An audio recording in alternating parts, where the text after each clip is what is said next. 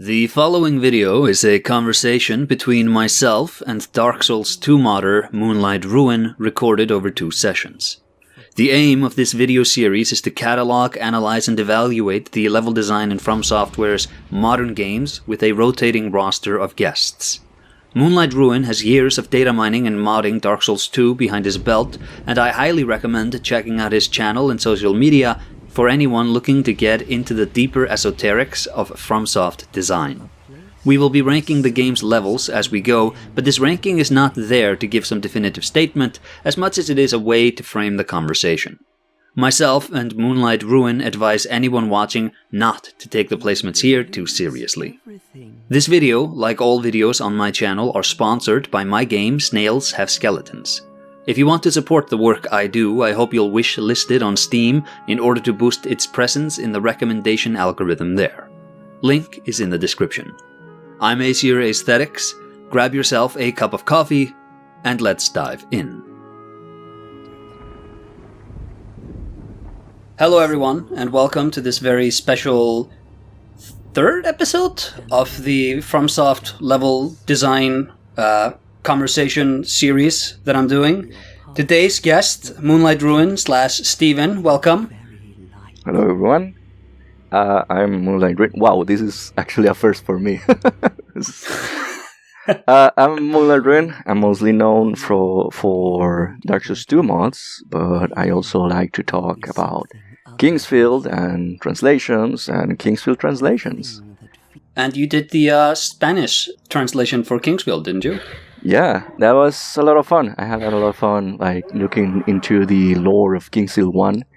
But yeah, Kingsfield 1 is completely playable in Spanish from start to finish. Really fun. Like the lore of Kingsfield 1 is actually very, very interesting. And yep. I feel it's a bit of a shame that most of it or some parts of it got like retconned in Kingsfield 2 or rewritten. But it's a really fun game. It totally is. I think it's a very forward-thinking game in a very weird way because it's also so super archaic. Yeah. And it's very apparent that From Software, they had never made video games before. Do you know the Natoshi Shin? He was the president of FromSoft at the time. Do you know what he told the team when the team was like, we can't compete in video games? Well, I don't know. It was... this was their first game. They used to do office software stuff. And the team was really sort of conscious about we can't compete with Mario. We can't compete with Sonic. We can't do the quality game design that they can do. And Natoshi Shin's attitude was, well, we're going to be doing a 3D game. Nintendo hasn't done that, and Sega hasn't done that. Nobody's done that. Nobody knows how to make a good 3D game. So even if we make a bad game, it's gonna be okay. Nobody will know. Well, it works. It works pretty well. Isn't Kingsfield like one of the first 3D like dungeon crawler games actually?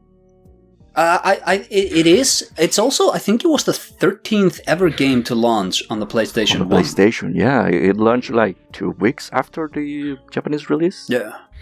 Yeah. And they didn't bother porting the original Kingsfield over to the West, because by the time the West finally had the PlayStation, they were basically ready to just launch Kingsfield 2. So the development cycle was really fast. Yeah. Which is really interesting because it's so, like the level design, it's really interesting going from Kingsfield 1, which is much more sort of a web design, and then you just go down these different layers, to Kingsfield 2, which is so deeply interconnected in all of these weird ways. Yes, but it's interesting, like also seeing the graphical evolution from Kingsfield 1 to 2, and from Kingsfield 2 to 3, and then to Shadow Tower, which look gorgeous. And it's really interesting. It's also really interesting the relationship From Software has with PlayStation. Like you said earlier, it's one of the first PlayStation games, and also for the PlayStation 2, Eternal Ring was a launch title for the PlayStation. And then, like, you have Demon Souls, a Bloodborne, and it's like, hey, PlayStation, what happens? What happened with your relationship with From Software? They are now making games for Nintendo. They closed down Japan Studios. Yeah, that too. So like, it's interesting to study that relationship. It really is. So the Demon Souls that comes about in 2006 or 2007. The original meeting. They talk about Miyazaki talked about Sony having asked FromSoft to do an RPG that's playable in first and third person, and you kind of get the vibe that they just wanted From to do Oblivion, and it's really interesting to see because From Software, before From Software kind of blew up, they were such an insular and different kind of studio that, you know, Demon Souls has, if I'm not mistaken, and if I am, this is humiliating because it's my favorite game, but I'm pretty sure it still has like an octagonal movement scheme. Like your character, when you change the facing direction, he kind of snaps. He doesn't do like a smooth 360 degree motion. I'm reasonably sure that they added that in Dark Souls, or maybe it wasn't even in Dark Souls 2. But like, the only reason I can justify that input scheme is because I think they genuinely originally coded the facing direction changes to be mapped to the D-pad. So like, Demon Souls began as a game you played on the D-pad and not the joysticks. Imagine that. But I think Demon Souls still has like models in first person, right? Yes, you can. I talked to Thens about it. We did a video covering a lot of the cut content and such from Demon Souls, and you can still find like the camera with like the hands, the player first-person hands walking around. Yeah. I think what really informs Demon Souls level design is that it still retains this really deep dungeon crawler sentimentality. So the levels, they play a lot more like something you'd see in Shadow Tower Abyss or Kingsfield 4 than even what Elden Ring looks like today. And I think that Dark Souls 2 is kind of where we make the transition. Or maybe Bloodborne, because Dark Souls 2 feels very informed by Kingsfield and Shadow Tower in ways that post Dark Souls 2 From games really just don't. Well, I think it was Sully the Witch who mentioned that there was like a planner, like area planner, or like there is a guy who worked in Shadow Tower Abyss who also worked in Dark Souls 2, I believe. And so I think Sully the Witch was making this comparison between. I'm sorry if she wasn't the one, but I remember seeing like this comparison between the starting area of Shadow Tower Abyss and things Betwixt, and a lot of comparison between that. Yeah, I could actually see that. Maybe there is some relationship there. Yeah, totally.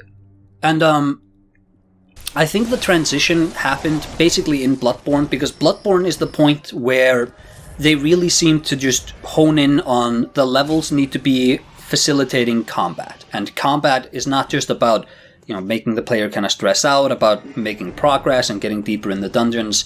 And so the levels became much wider, and then that, trickles over into Dark Souls 3 and into Sekiro and into Elden Ring. And in Sekiro, you have the verticality with the hookshot, basically.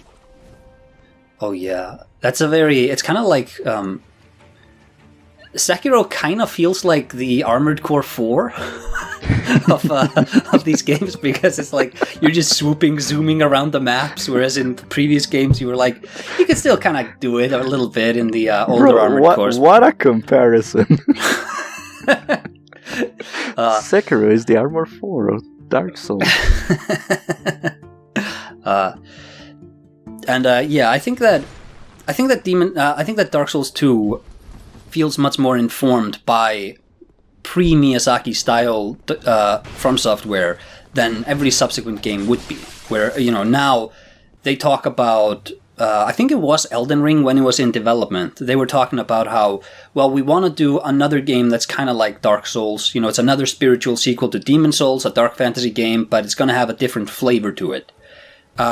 I don't think, and like whenever they're asked about Kingsfield, they always go like, well, we don't want to do Kingsfield because Notoshi Jin did those games, and like they don't want to step on his toes.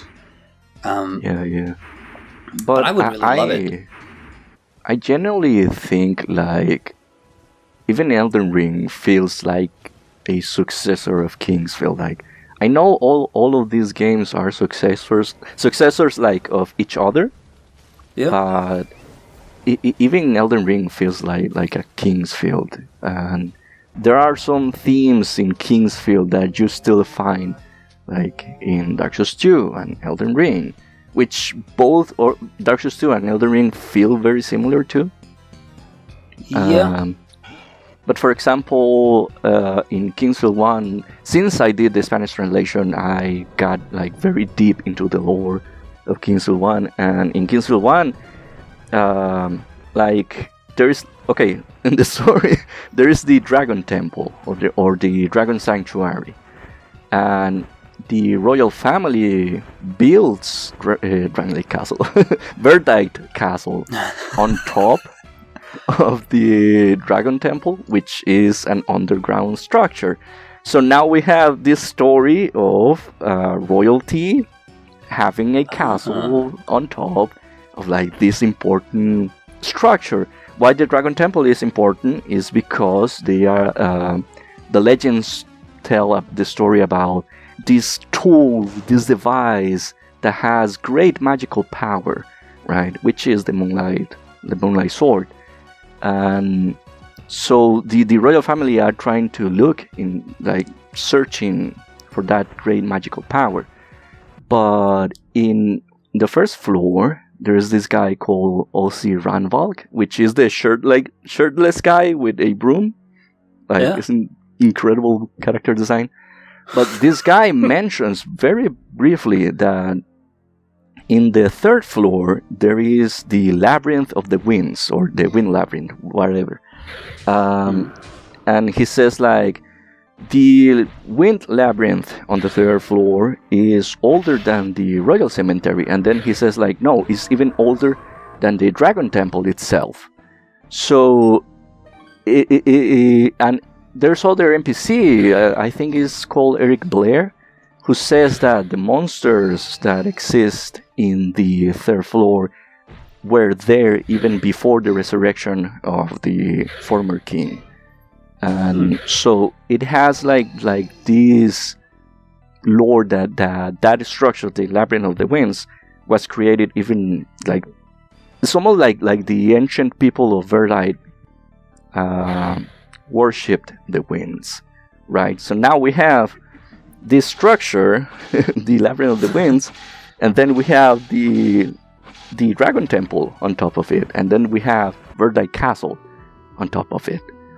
And the reason I also mentioned Dark Souls 2 is because technically you have Throne of Wand, right? It's an underground structure, and then you have on top of it Drangleic Castle, right? Yeah. And then you have Elden Ring, which is exactly the same, and Bloodborne too, right? so well, the Chalice Dungeons. Yeah. So that theming, I love it. like of ancient structures built on top of ancient structures, right? And some sort of secret. Yeah, that's also this is another conversation. You and I have been planning to do this for a while. But I just need to. One day, I need to buckle down, and I need, when my schedule isn't so busy, just read as much as I can about the cut content. But Dark Souls 2's original story was about this king who built a castle, and they were like excavating beneath it, and they found these people who like lived in like immortal water or something like that. Yeah, the theory is that they are talking about the Melfinito and the Finito. Yeah. Which are like immortal, and it's like they encountered like this race, and apparently the Undead Crypt was going to be like an underground castle. And like there's a lot of that. Yeah, and there's also the Soul Drift Cave where souls drift in this cave. We don't know what that is, but yeah, that exists in COD content. I think that Dark Souls 2, I've talked about this. Dark Souls 2 is sort of the last. It's kind of the most interesting Souls-like because it's the last Souls-like that we got before the term Souls-like sort of existed. So this is like, it's like, this is a different way of conceptualizing what this sort of game could be about. And it has like these wild swings, like how agility, your actual iframes are managed by that. That's very Kingsfield. In Kingsfield, your camera movement speed is set by the level you have. Yeah. And so yeah, I think Dark Souls 2 is very interesting in that it's not just building on top of Miyazaki's games. It's also building on top of the studio style that lingers since before he even joined up. They really wanted to experiment with different mechanics. Some of these mechanics didn't make it to the final game, but for example, the trap opening mechanic, like you have a lot of audio, like NPCs talking like, hey, can you help me? I'm trapped. And like there are a lot of NPCs that have that line of dialogue. And in the network test, the ADP levels up agility, and then there is another stat called like trap disability that says that it improves your chances of disarming a trap. But that description exists in the network test, but it was never implemented. That's very tabletop. Yeah. I've always wanted to have a stat in one of these games. I don't know what you would call it. I guess adaptation or something, where a build that I really want to do is just, I want to have the starting sword, maybe a crossbow, and then I just want to have like throwing knives and a bunch of items. And I want there to be a build where the point of this build is to use everything at your disposal. You don't hit very hard, but like a throwing knife all of a sudden becomes a viable build, and like alluring skulls and stuff like that. Maybe you get like extra healing from your flasks at certain level thresholds. I think Bloodborne, I think Arcane, Molotov cocktails maybe scale with Arcane. It's not quite what I want though. Well, in Elden Ring, I think like throwing objects scale with strength, or is it Dark Souls 3? I don't remember, but I think one of those is throwing objects scale with strength, I believe. But that sounds interesting. Yeah, it's just like, you have Arcane and you have like intelligence and such, where it's like you can become more powerful, more like in contact with the divine. But I also want to test out like, what if I just have a guy who just becomes more sort of, no, I'm a human being. I'm not a super wizard or anything like that. I'm just really good at throwing knives. I'm really good at like, I can hit the fire bombs, or maybe like, I have a better chance of when I'm walking in fire, I just don't take damage from that or something. It would be cool. Like you could like, how can I say this? Maybe level up your ability to throw bombs. Something like that. That sounds cool. Yeah. But we're almost we're 20 minutes into this conversation. I just had an idea. I'm thinking of Kingsfield 1, the classes in Kingsfield 1. Like if you use your sword a lot, you get like a knight class, a swordsman class. But if you use your magic a lot, you get a mage class, a wizard class. By the end, you have to be a sword master, because it is the best option, and only then you can use the magic power of the Moonlight Sword. But it would be cool to have classes depending on your actions. So if you only use knives and throw bombs, then you get a class for that. Yeah. Knife man. Yeah. Another Berserk reference. Oh yeah, you could be like a judo. Yeah. I really like judo. I think that I like the Band of the Hawk a lot more than Guts' later crew. I think he rolls around with a bunch of wankers starting in the Conviction arc. Yeah. But tier listing, we're about 20 minutes in. Just like a little bit of a side. So for Dark Souls 2, things begin out in Things Betwixt. What do you think of Things Betwixt? Also, we're doing S, A, B, C, and F. I think D and E, those are sort of just nothing tiers, really. If something is E tier, it's F tier. Come on. For Things Betwixt, the sort of premise of the area is just, it's a tutorial area. You light some torches if you want, but we're also counting the hut with the old women and the little shrine you wake up from. I feel like I don't see, and also it's all the tier is relative to the game. So a game like Demon Souls does not have a single bad level. Every Demon Souls level would be A tier at least in Dark Souls 2. Whereas I think there are levels in Dark Souls 2 which, it might be a really good level by Dark Souls 2 standards, which maybe would just be like a, it's an okay level if you were to put it in, say, Bloodborne. But I think that Dark Souls 2, the beauty of Dark Souls 2 is that it's never uninteresting. There's always something going on. So with Things Betwixt, I'm thinking like it's a pretty serviceable tutorial area, right? Is there anything remarkable about it to you?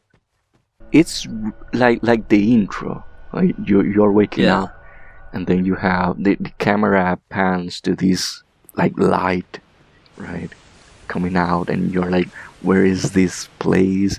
And then you see like giant, like maybe rocks, maybe trees, and the looks are there. Like it's really cool, and also the hut with the creepy old women.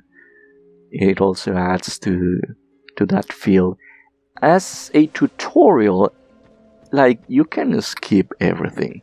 That's a double-edged sword because it's easier to replay and just skip the tutorial. But also as a tutorial, someone can just run and don't know what to do. But also there isn't like that much. Yeah. So, like you said, it's a serviceable tutorial. I think that if you look on a map viewer, or like a collision map viewer, I'm pretty sure Things Betwixt collides with, is it the Dragon's Aerie? Or is it, I think Aldia's Keep and the Shaded Wood collide, and I think Things Betwixt collides with something as well. I don't remember what. The starting part of Shaded Woods is like above Things Betwixt. And Shaded Woods itself also collides with Huntsman's Copse. Ah, yeah. Huntsman's Copse. Yeah. All right. But I think the most interesting part of Thing Betwixt, unironically, is the ladle. Like the spoon weapon. I think that's the most interesting part. But because to get that, you have to kill the 3 ogres, and that can count like as a boss of the area, maybe. Yeah. So you have to get that. Also in cut content, there is like a pot lid as a shield. So that would. I imagine it was a set, the spoon, the pot lid, as a shield. But I think I unironically think that is the best part. Like, not only the reward, but also like the journey, getting to kill the ogres. My builds are always really greatsword focused, so anything that hits hard, I really don't like because it takes me so long to hit anything. Are we saying like B tier for things betwixt? Yeah, that sounds right. B for right, betwixt. Things betwixt. Moving on to Majula. This is S tier, right? Absolutely. Absolutely. All right. It was even better in cut content because we only get half of Majula. That's there right. Was supposed to be like a lower version. Actually, the house where you find Molin, the armorer, that house was originally in Lower Majula. That's why there is like you climb some ladders and you can climb the ladder and there's like a small space there with like I don't know, like a chest. Like that was supposed to be like an elevator part. You use an elevator, you go there, and then you go to the actual house. But yeah, it was much bigger. I really like the mansion in Majula. I took that mansion and I put it in my game because I like it so much. I saw that.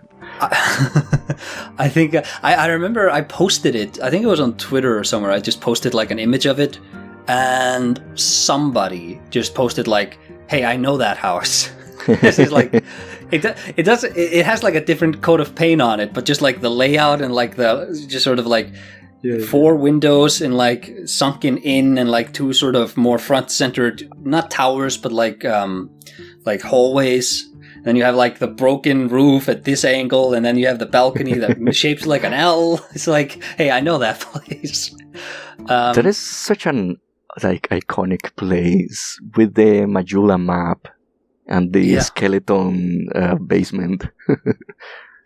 Oh yeah, and I think Majula is.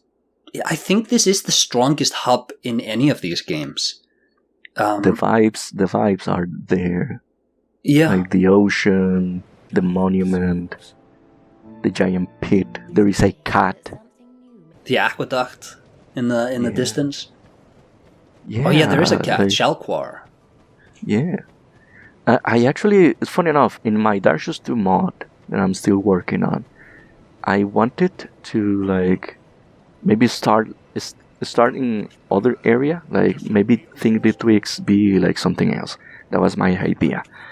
But I never did that because making Dark Souls 2 start in other part would mean sacrifice the view at the start, like the transition between things betwixt and Majula. And that starting part, like I'm sure that view of Majula sold the game to a lot of people. Because you're exiting this cave and then you start to hear the music. And then you see the ocean, which by this point, I don't think Dark Souls 1 had oceans. Right? No, it had like a lake. Yeah, Demon Souls had the like the view from this Shrine of Storms. Oh yeah. But in Dark Souls there are no oceans, so that surprise to like seeing the ocean, then you see the light in the distance and colliding with the monument. It is incredible, and I couldn't sacrifice that. I think that is like a highlight of Dark Souls 2. Yeah. I also think Majula is really one of the things that makes it such an interesting hub is that Dark Souls 2 has this theme of characters forgetting. It's like because it's a really great sequel because it's not just the same. It's not the first game again. It has a lot of its own ideas, a lot of pre-Miyazaki from ideas, and one of them is just how people are forgetting, and you like they actually weave that into the NPC interactions in this place where. You can complain about how why do I always need to travel back there to do level ups? This is tedious. Like that is maybe a fair critique, but on the plus side, the fact that you keep going back there and you keep interacting with these characters, you're like, oh, you see the transition, you see them change, and like through repetition, that theme of them sort of forgetting, that is reinforced with the interactions. But so yeah, Majula first S tier, and I think this is a series S tier. I think this is one of the greatest areas in any of these games. Yeah, I agree. Moving on to the Forest of Fallen Giants. What do we have to say about this area? It's really big. I think it's a great starting area, even though technically you can also start with Heide, Tower of Flame. Yes. But as a starting area, I think it's really good. It starts like in a hallway, let's say, kind of design. You can only move forward, but then it opens up more, and you can, for example, go open the shortcut and battle the last giant, or you can do Page's Trap, or you can go like the part with the ballistas. All right. Then you can go where the cave with the rolling rock, and then when you get the soldier's key, you can do the other side with the tree, or the seed of giant tree. I forget the name, but that part, and it opens up a lot, and then you come back to do the giant memories. So like you said, it's very big, but I think like as an starting area, it's really interesting. Not to mention the Cardinal Tower. I just think it's really cool to open the giant door and see this statue of the goddess, right? Right. I think that is really cool, and next to it is the wall that you can explode. So there's a lot of mechanics. You knock on a door and a hollow opens it.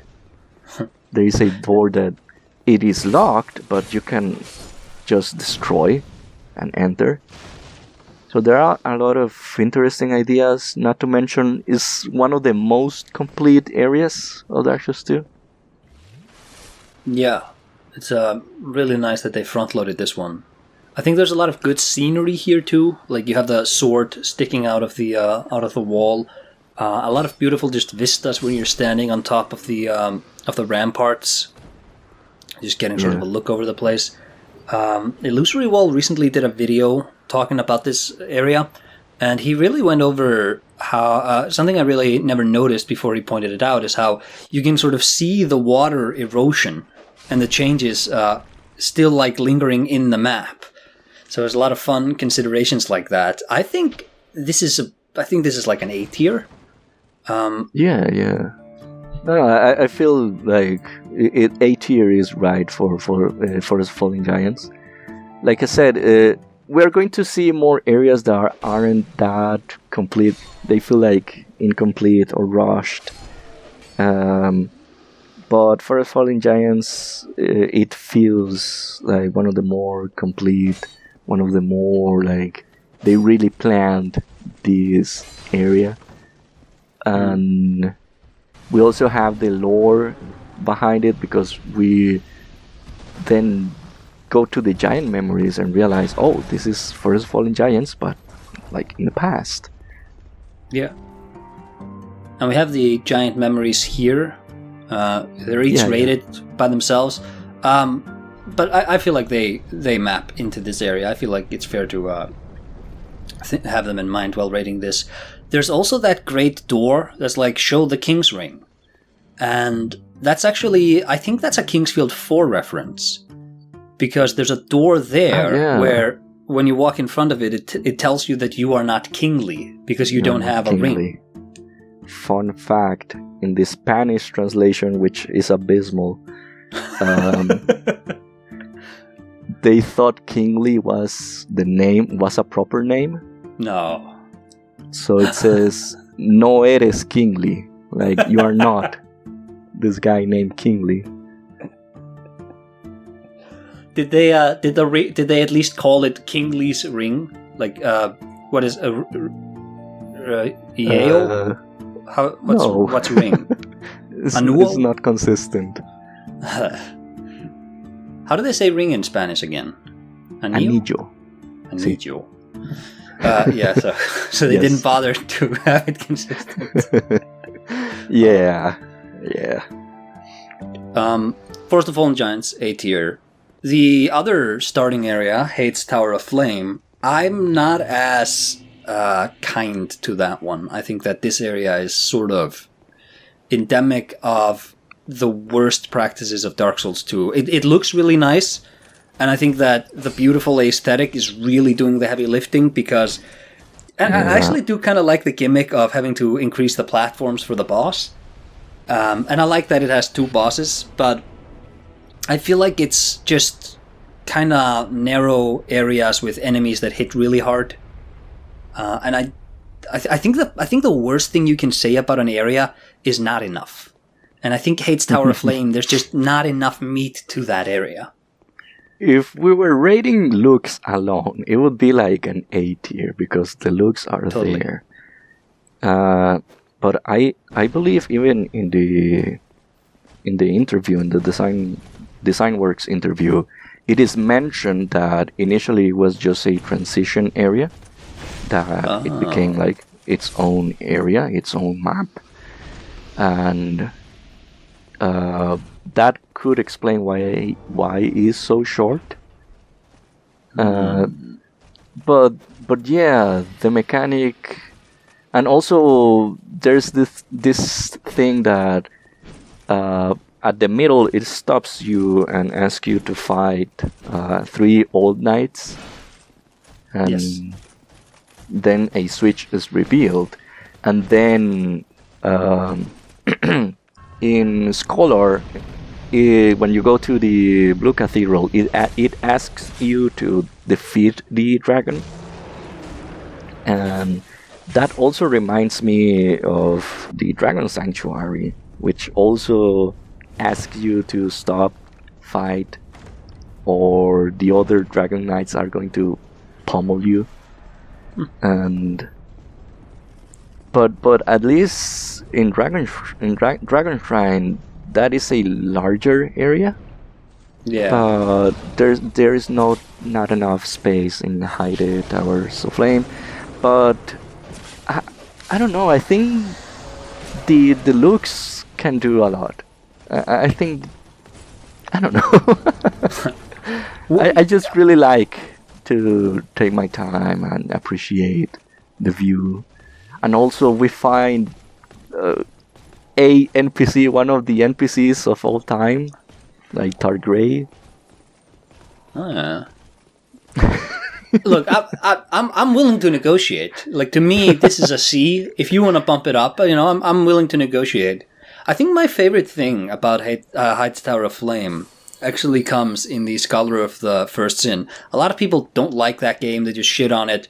I think both versions of Dark Souls 2 have a lot going for themselves.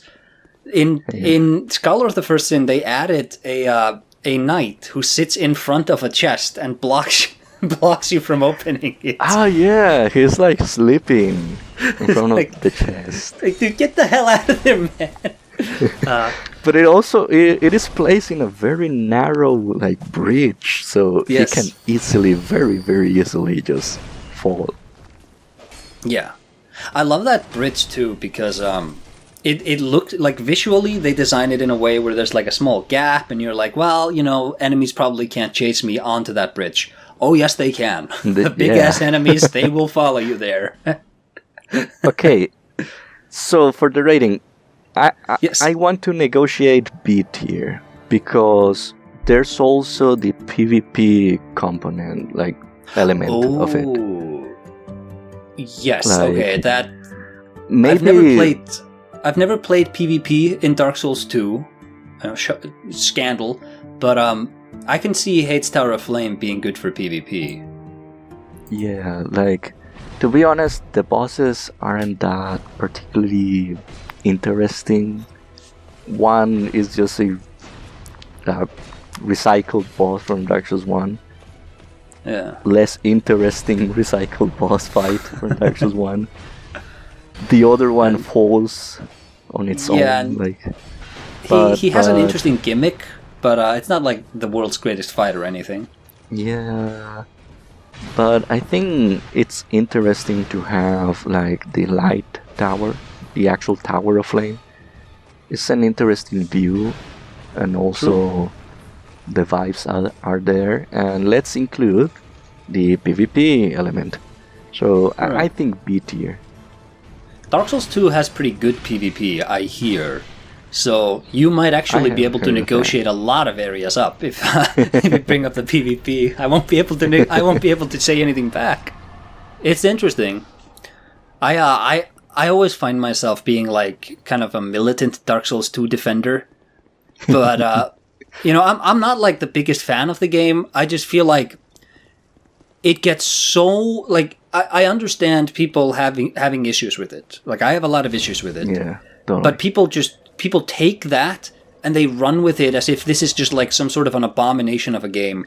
And it's just some people get really offended at the mention of Dark Souls 2. I don't get it. And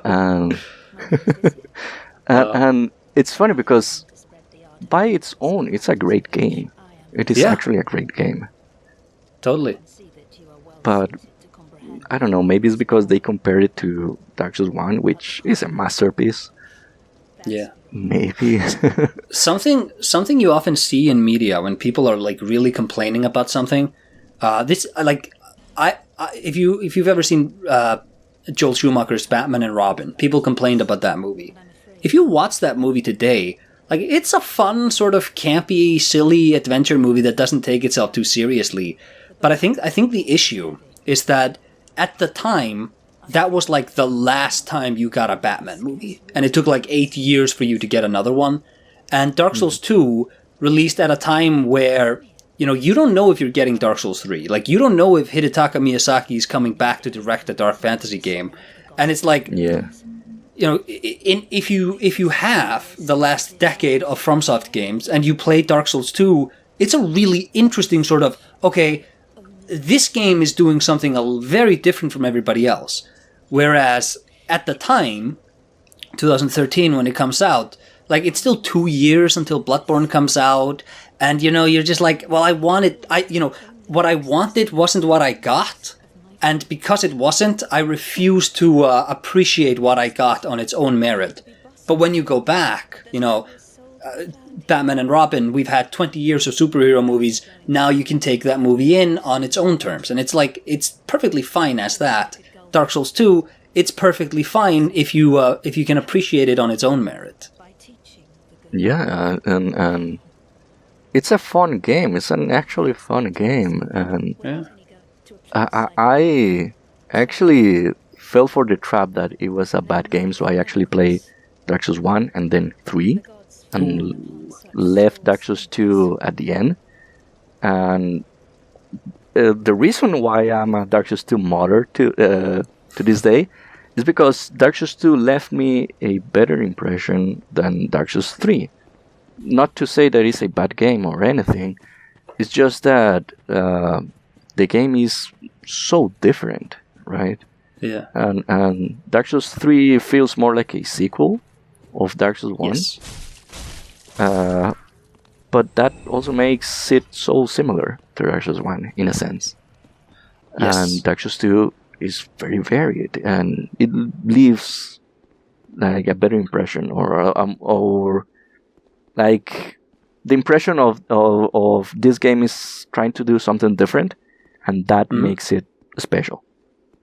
Yes. The next area is No Man's Wharf. I have a lot of time for No Man's Wharf. I think this is like a really underrated level. It incorporates like Demon Souls kind of shortcuts. So you're like pushing down the bridges and you navigate through it like that. I really like in these games, you see it in Undead too, and you see it in the second stage of Blighttown. I like seeing like the little huts that these people live in. You see, like Majula has that too, and like going into their houses and making your way up the stairs in the balcony. I like that what are they called? Those little dark enemies? Are they called dark lurkers? The ones who are afraid of your torch? Dark dwellers. Dark dwellers. I like those enemies. I think that the greatsword. You find the greatsword in No Man's Wharf. Well, that's true. I think the Flexile Sentry, it's not like the greatest boss in the world, but, it's on a boat, and the boat is like a different kind of, it's a different level. I'm not saying this is an S tier, but I think this level is slept on, and I think probably it's because it doesn't do anything exceptional. It's just kind of like, I think it's just really good at the thing that it's doing. Or maybe okay. I like, there's those pots of oil, and enemies are like throwing bombs at you, and like you roll your way through the oil, you're gonna the enemies are gonna burn you up. It's like it has like an interesting gimmick there. I want to say the original No Man's Wharf. All right. Original No Man's Wharf doesn't have the bridge shortcut. Oh, really? Yeah, that was added in Scholar. So you would have to do like the shortcut was like in the bar, I believe. Like you go up the bar and there is like a house where Gavlan is in Scholar. Oh, Gavlan is there. He's like a vendor who buys your stuff. That's great. Oh, well, yeah. I think Gavlan alone can make the area.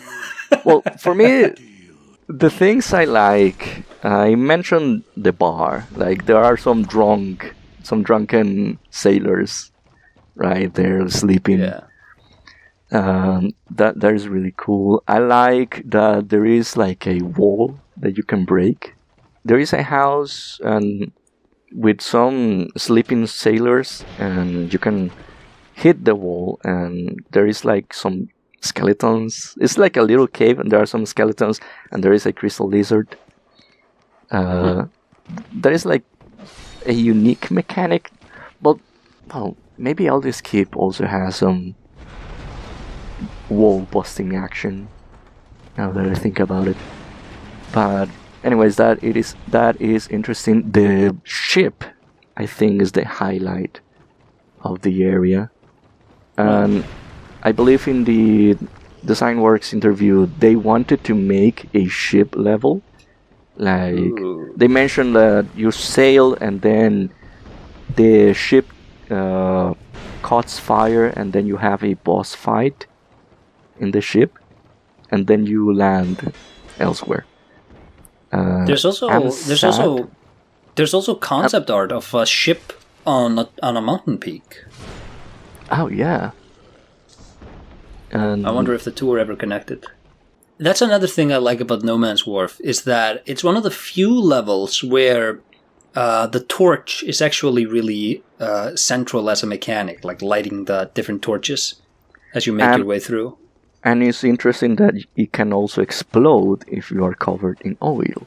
Yes. So, like, not only did they configure the mechanic and incorporate it interestingly, they also had, like, a threat to over-relying on it. And also your torch can go off if you go in water. That's true. I don't think that's the case in any of the other games. Yeah. Also, I think Dark Souls 2, there's some other weird mechanic it has relating to water that I don't remember. It may have something to do with like your footprints change if you've been stepping in water. Like the texture you leave on sand is maybe a different. I don't quite remember. There's a lot of weird stuff there. I know water ups your fire defense. Oh. I remember in Iron Keep, there are the bases that are filled with water, and you break them.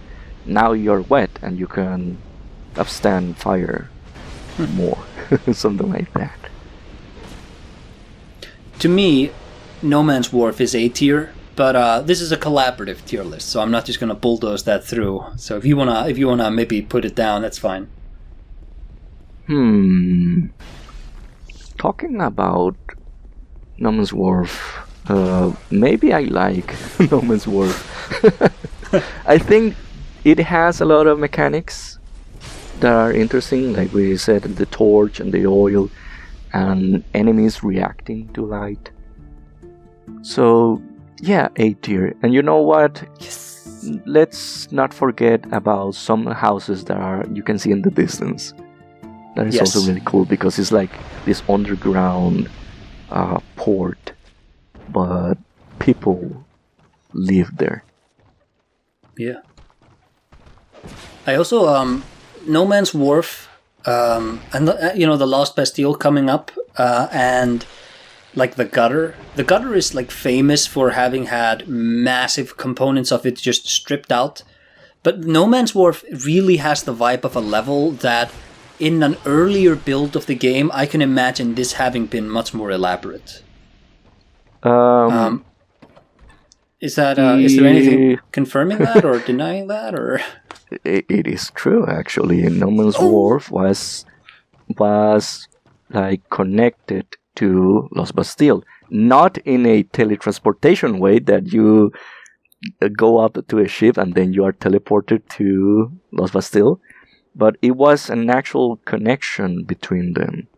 No Man's Wharf has a map piece of Lost Bastille, and also there are some names like in the data. Lost Bastille is like it's like the port castle, and then No Man's Wharf is the underground port. So it was like No Man's Wharf was underground part of Lost Bastille, and Lost Bastille was known as a port kingdom, like something like that. It wasn't it didn't start out as a prison area?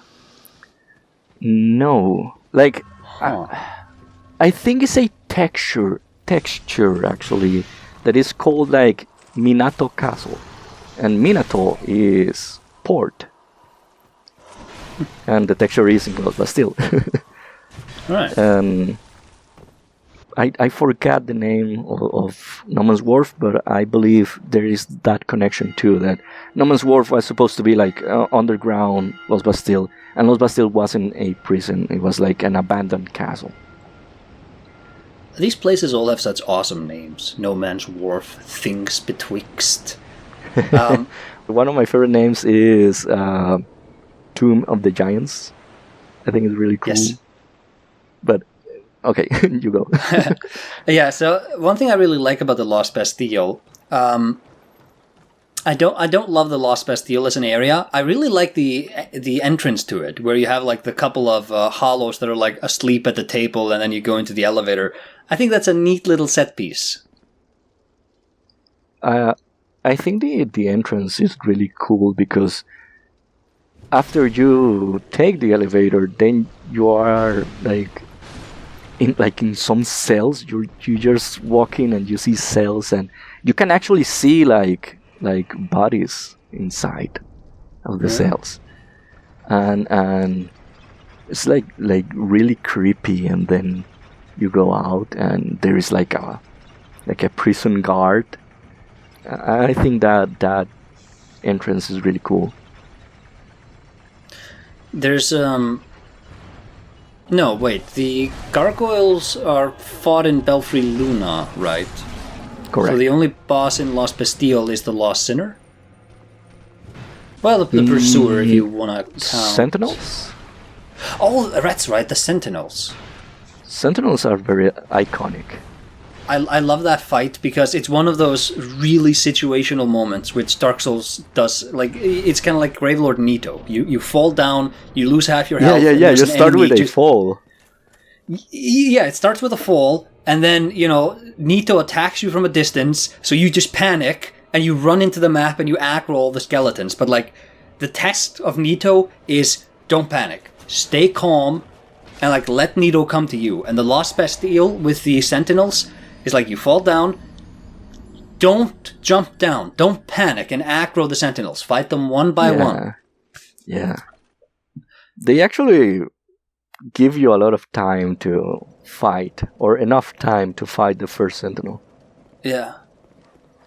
And it's really iconic because, like, is this like three bosses at once, right? Yes. Like, just go. I think it's really iconic. The music is really cool too, and the designs. Like, I like lanky characters. What do you think about? Oh yeah, they kind of feel like they feel like Dwemer technology from Skyrim, but like not as heavy, I guess. I feel like the Lost Bastille is kind of like a B area. B for Bastille? B for Bastille? Yeah, maybe. But I don't know, it has the vibes. I like the moon.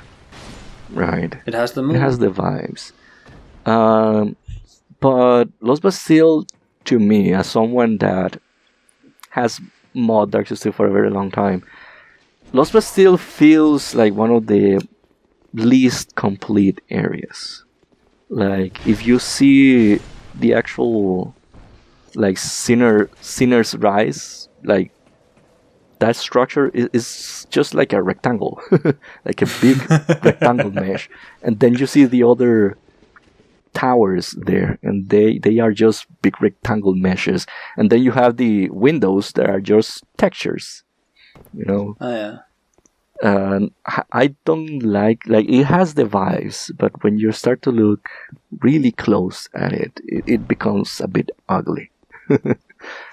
But yeah, I think B is right. I like, yeah, the Ruin Sentinels. I like this part. You go to the tower where Lucatil is, and you try to open the door, and says that the door is closed. Mm-hmm. And then you go around, is being blocked by some explosive barrels, and you can be very clever and just throw a bomb or a fire arrow, make them explode, and then you can open that door. It's like really interesting, and there's a lot like things that I like. For example, the exploding holes. That's fun. That is. There's a good blacksmith there. Doesn't he sell large Titanite shards? Yeah. Little barrels that roll down the floors, and you have to like angle them correctly to get the explosion off. And that barrel never hits. It always like circles around and just hit the wall, and that's it. Can you break the wall in any other way than with the barrel? I don't think. I think only barrel. Damn. Like you can. There are not. I mean, there are explosive barrels, but they are static. If you could bring another barrel that you can roll to that, the explosion of any barrel is going to break the wall. Oh, it's just like coded to the same, to all the barrels, so they just create the same static explosion object? Correct. Oh. Alright. B for Lost Bastille. Where do you sit on the Belfry Luna? I don't actually like Belfry Luna. But I posted that, I believe, on Twitter, saying like, I don't like Belfry Luna. And someone said like, it's a great PvP area. And I'm like, I never considered that. And you have the Bellkeeper's Covenant. And That's people true. actually engage with it. But to me, Belfry Luna is just, you go up some stairs, you fight the puppet guys, Sancho Panza guys, and then you fight a recycled boss from Dark Souls 1, but worse. And that's it. Like, Belfry Luna isn't that great, but some people like it for the PvP. Yeah. To me, this is very much like the Like Belfry Sol is another example of this, where I can see the argument for PvP, but because I don't really play PvP, it doesn't really factor that in much into my analysis of it. I do kind of like Belfry Sol a little bit. Belfry Luna, I feel like that's just kind of a nothing area. Yeah, so like a C. And I don't like the boss. Nah. I don't really like the boss. Are we saying C? C. Yeah. Moving on then to the Huntsman's Copse. Speaking of not liking the boss, I don't dislike the boss conceptually. I don't like how you have to keep killing the shamans every time. It's been like this is probably like the biggest stumbling block to any run I do. I probably spend like half an hour, maybe a full hour, just in Huntsman's Copse doing that area over and over again until like the enemies will just stop spawning. I'll loop through the area so often in my attempt to kill the boss. I feel like there's really just a stair, there's a shortcut missing from the bridge to the bonfire, I actually added that shortcut in my mod. I just put a ladder because just to remind people, there are two bosses in Huntsman Copse. We have the skeleton lords and we have the chariot. The run back to the chariot is abysmal. Like and it's even worse in New Game Plus because now the torturers are red phantom. They are more difficult, and the Brotherhood of Blood phantom that is guarding the entrance to the Undead Purgatory respawns. He doesn't respawn in the Journey 1, but in Journey 2 he respawns. It's tragic because I think the area itself is really well designed. Yeah, it feels like one of the more complete areas too. And it's really interesting. Some cliff action. You can take your time, and if I remember the first time playing Huntsman Copse, I went to the chariot area, to Undead Purgatory, and I died. Then I did it again, and I took the other path, and I ended up like finding the skeleton lords, and I was feeling lost. I was, wait, where is this path? Yeah. It's there, but the layout is not that it's confusing, but it's easy just to wander off. Right. They do this thing that Dark Souls 1 did a lot too, to kind of disorient you, where you're not just in an open field, there's also like cliffs that you have to sort of walk around, like perchways, and then you like go into caves and out of them and into structures. It's like it's constantly breaking like your linear flow of orientation, so that all of a sudden you're like on the other side of the map and you have no idea how it happened. Yeah, I was going to mention the cave with the skeletons, right? Because you can go around the cliff area, or you can go inside the cave. And the cave also has like bridges to the outside, right? And it's very disorienting, and I like. I don't know if people are going to like this, but I like the poison moths. I like the first time you just see like this green like aura, and you're like, what is this, right? And then you realize you're getting poisoned. I think that's cool. All right. Huntsman's Copse is difficult for me to rank because if it's just the level, I think this is an A tier. But, are we factoring in the run back? Because if so, then it's like, that I don't want to give the level design a bad grade here, because I think that there's actually really good stuff on show. But it's in the service of a boss that I don't love. I like it conceptually, though. Consider this: the chariot is optional. Ooh, that is true. Oh, that actually is a good point. Most people are going to forget once they die. Get into the chariot. Not even fighting the chariot. Get into the chariot. Most people are just going to forget about it and continue. That's true.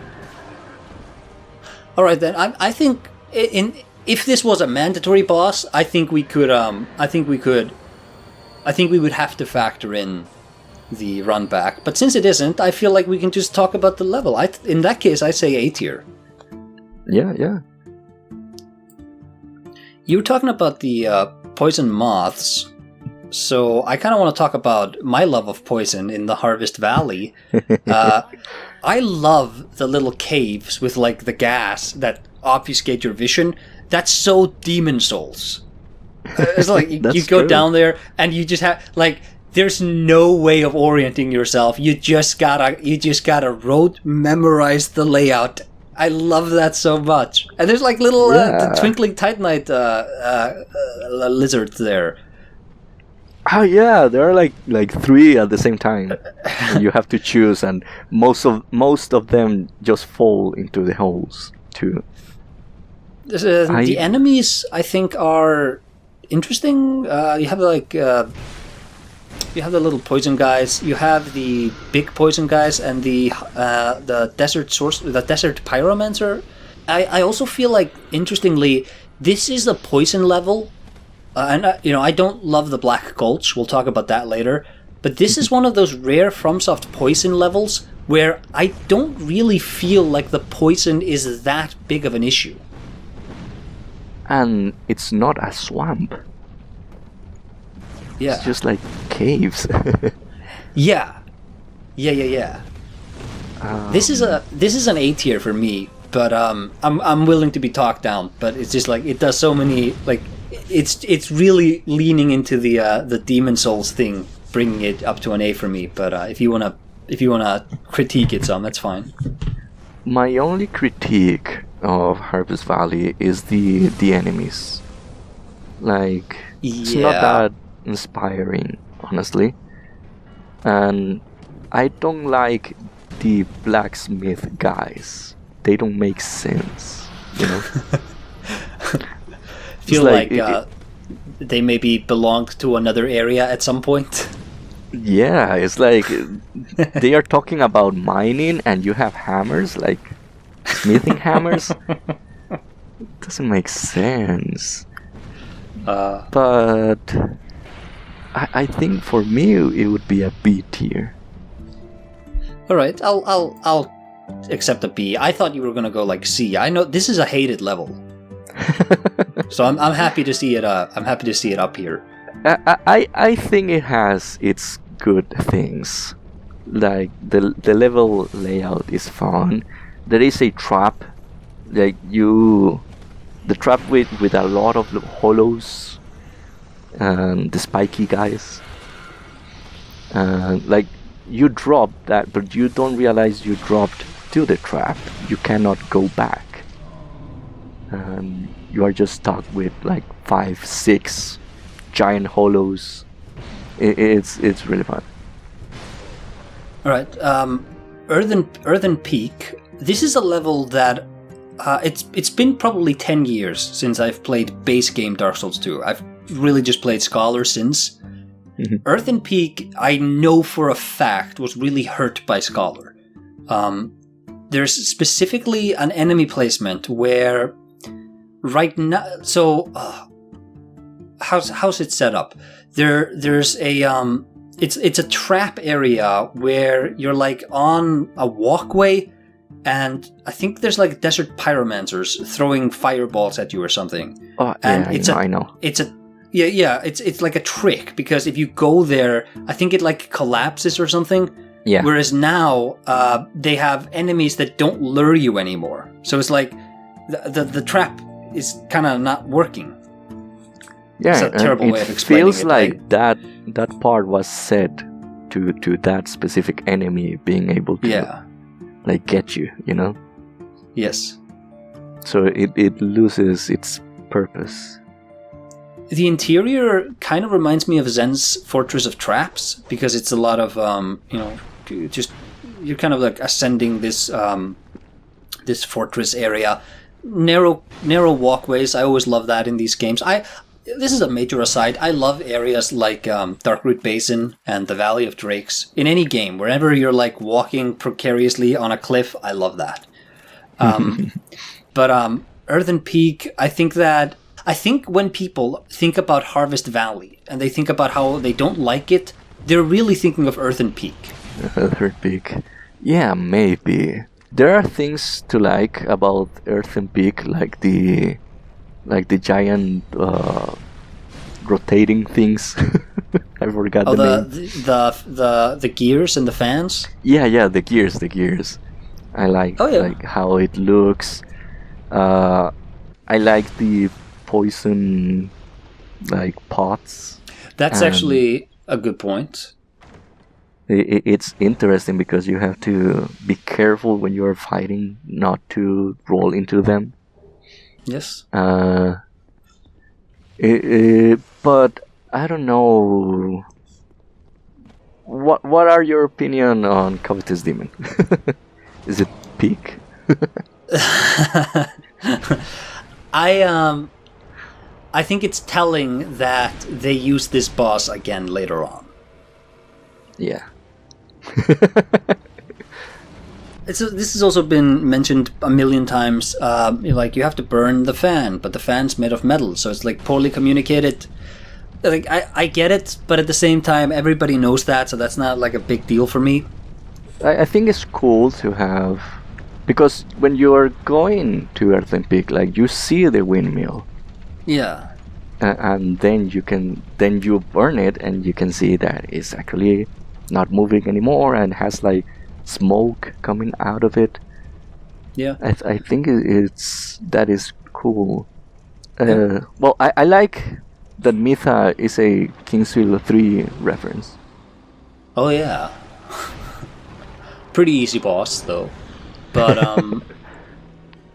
but it has the mechanic of the poison. If you don't burn the mill. Yeah, true. That's something. That is something. That actually is. It's kind of like the Dragon Rider, who you have to lift up. You have to build the arena in Heide's Tower of Flame. Yeah. I don't know. Maybe a B2. Maybe. It's a lesser B than Harvest Valley in my eyes. It's a lesser B. Yeah, I agree, but it's not that bad. You know. All right, moving on then to Iron Keep. I used to hate this level. I'm kind of turning around on it, specifically because I started playing with bigger swords, and all of a sudden the enemies aren't that much of a hassle, and I get to appreciate the level for what it is. Iron Keep on original Dark Souls 2 is way better because it has less enemies, and the enemies are properly like located, because there is a part where you can trigger a long night that is like, you know, that door that is closed and only opens when you fight Smelter Demon. Mm-hmm. There is a long night there. You can trigger that long night from the bridge, from the lowering bridge. So that Along Night runs all the way from that other area to you. Like it's badly placed, you know. But in the original Dark Souls 2, original Iron Keep, there are less enemies, so I think it's more manageable and more enjoyable. Sophie talked to me about this, that, you know, back in the day when I was first exploring Dark Souls 2 cut content, and I learned about like the underground flooded kingdom, I immediately got a flash of, oh my god, the Iron Keep we have right now, because I learned that there was another version of the Iron Keep. And then I realized that, and I think Sana TSK did a video on that, but like it kind of clicked for me that what if the Iron Keep we have right now wasn't always a lava area, it was a water area. And then I started looking at it, and it's like, oh my god, the bridge. You know, on the archway on the bridge, there's like an angel, and I was like, that's the Darkstalker. It's like it's Akdane, and it's like he's blue, and he's like one of these immortal water people. And then I like looked, and then Loki pointed this out to me. That's like, no, that's not the Darkstalker. Don't worry about it. It's like my theory that I put so much effort into. Something I like about Iron Keep that isn't mentioned is that the structures or the construction, the decorations are very similar to Heide's Tower of Flame. Don't know if you have noticed that. I had not. Like, but that is interesting. If you start to look into it, like it's very similar, right? And you have like the giant furnace in the middle, and that is similar to the Tower of Flame. Do you suppose the Iron Keep we have now maybe was connected to Heide's Tower of Flame, and like instead of lava it was ocean, or do you think they just reused some assets from there while building this area out? I think like they were connected like somehow, but right. I don't know how. Like this the Iron Keep is famous for being weirdly connected to the rest of the map, so it would not surprise me if Heide's Tower of Flame had originally been how you got to this place. Yeah, and there is a collision like left over that has like it's like a mountain, and it has like a passage and then a bridge connecting it that collision to Belfry Sol. And so they try to connect Iron Keep to other areas. That is a fact. So maybe they wanted to connect it to Heide's, which again in the interview it says that it was just like a small area to connect to other map. And even in retail, like at the end, the connection between Heide's Tower of Flame and No Man's Wharf doesn't make sense. No. You know? So... Yui Tanimura tried his best. Oh, but I just remember something. There is also a cut distant, like, PNG, let's say, of Los Bastille in Heide's Tower of Flame. Yeah, so it was supposed, now that I think about it, you were supposed to see the Los Bastille from Heide's Tower of Flame. Huh. To be clear, it's not a PNG, it's just like, it doesn't have a texture. But you know how there is a PNG of Forest of Fallen Giants in Heide's Tower of Flame? The same was for Los Bastille, but it doesn't have textures, but you have the figure of Los Bastille. Okay. So it's not connected to Iron Keep as I thought. Something I like about Iron Keep and something I dislike, I like it's probably the most Zelda out of any Souls area. You have like, I'm specifically thinking of the platforms that's like collapse down and you like lure enemies on them, and this is like an Ocarina of Time puzzle combat area, or like even a Link to the Past. But the bonfire right there at that area, it's probably the most hated bonfire of all time. It's interesting. I'm thinking of the ironclad guy that is like breaking the bridge. Yeah. And then that area you can lower the platforms, but the platform above has the fire spitting bulls. Yes. Yeah, it's a cool mechanic. Very Zelda, yeah. Yeah. I think Iron Keep, I don't think it's refined enough to be A tier. So I would say this is a B, but it's so big that I kind of like, I feel like, I think it has enough good stuff in it to be A tier, but I just think there's a lot of stuff that I don't like in it too. So I'm kind of at a loss. The boss. There is a hole, in the arena.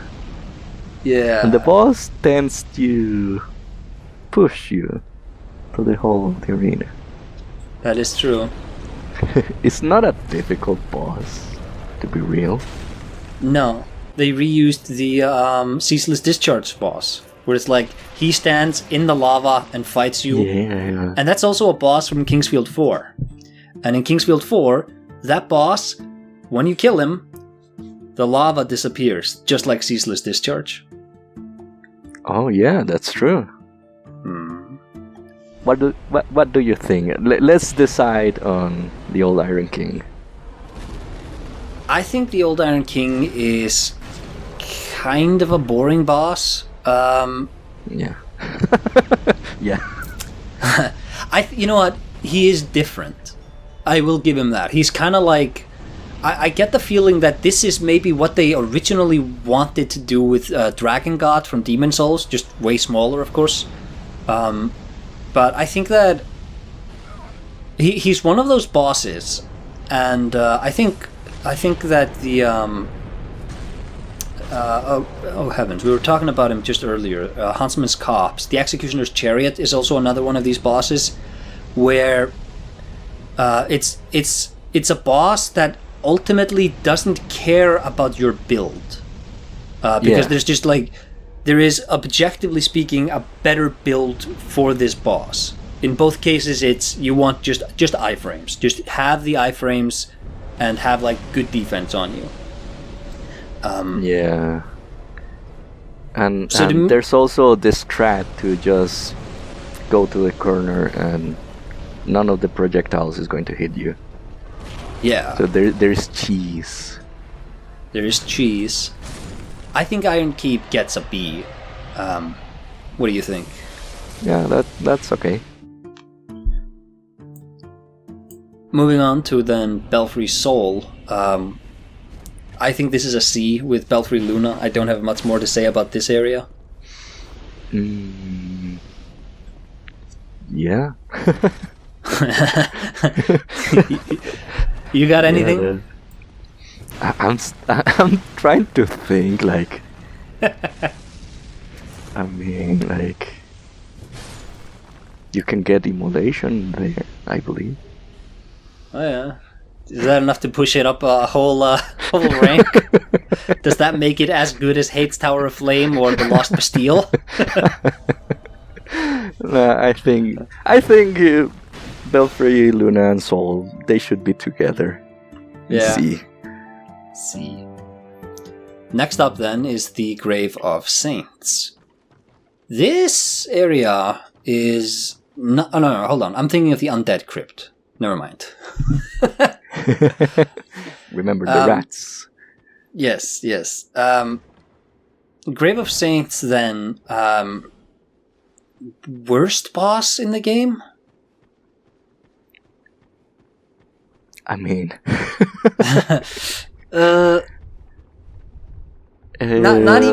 not even super difficult, just like the worst way to design a boss.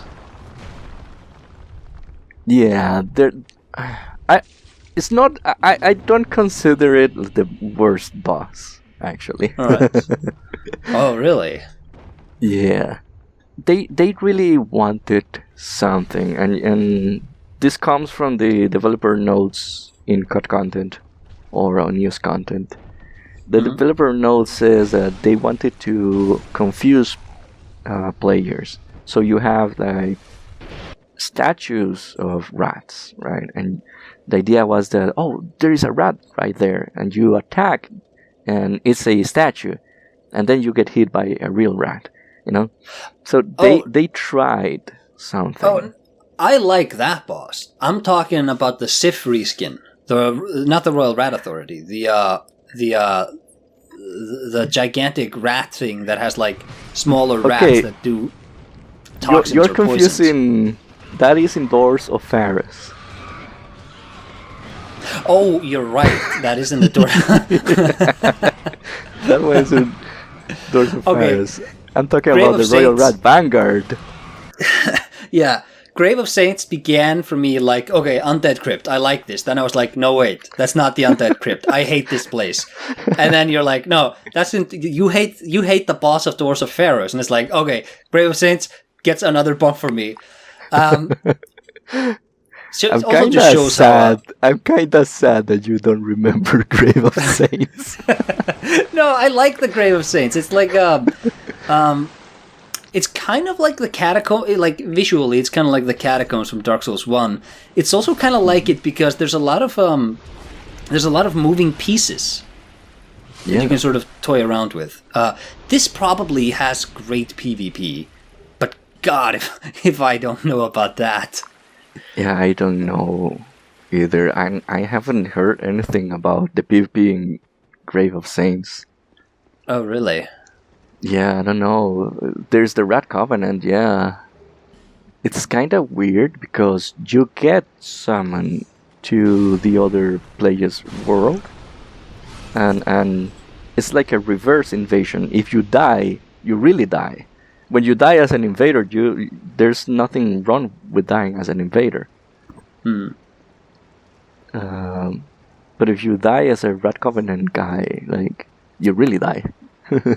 Yeah. It's an optional area too. I really like the boss in this area. You like the Royal Rat Authority? Okay, Royal Rat Vanguard. I'm going to correct you. Oh. The Authority is the Sith risking. Ah! I'm so bad at this. Ugh. The Vanguard. The Vanguard, yeah. And Vanguard. The Rat King is a cool character. Oh yeah, you can talk to him. Yeah, and has lore, and he speaks really cool. And I think it's a kind of cool, but not really. It's actually short area and optional. I think then I can see this getting like a B or an A. Because you've just reminded me that actually there's no part of this that I dislike. I wonder if people can tell that Dark Souls 2 is the game I've played the least out of all of these. Oh, actually, even though I like Grave of Saints, if I want to be like objective, I would give Grave of Saints a C. A C? Yeah, because it's short. It is short. Yeah. Yeah, I can see that. Also, because it's optional,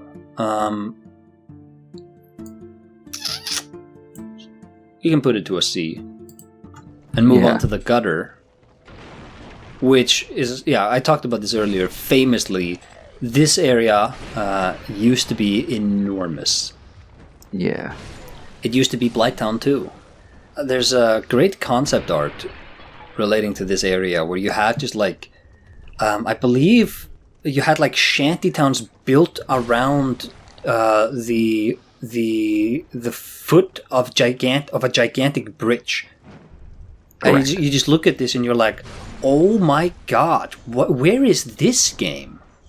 Yeah, and to be honest, I don't want to offend anyone, that concept art looked like a better Blighttown. Oh yeah. I quite like Blighttown. Yeah, Blighttown is a good level. And that concept art in Dark Souls 2 makes me feel like you were supposed to like explore the inside of the houses and get lost, you know, in that mess of a construction. That's how I feel about Anor Londo. A lot of people love Anor Londo. I think Anor Londo is the most half-baked area in Dark Souls 1. Really? And I really think that, because it's so empty.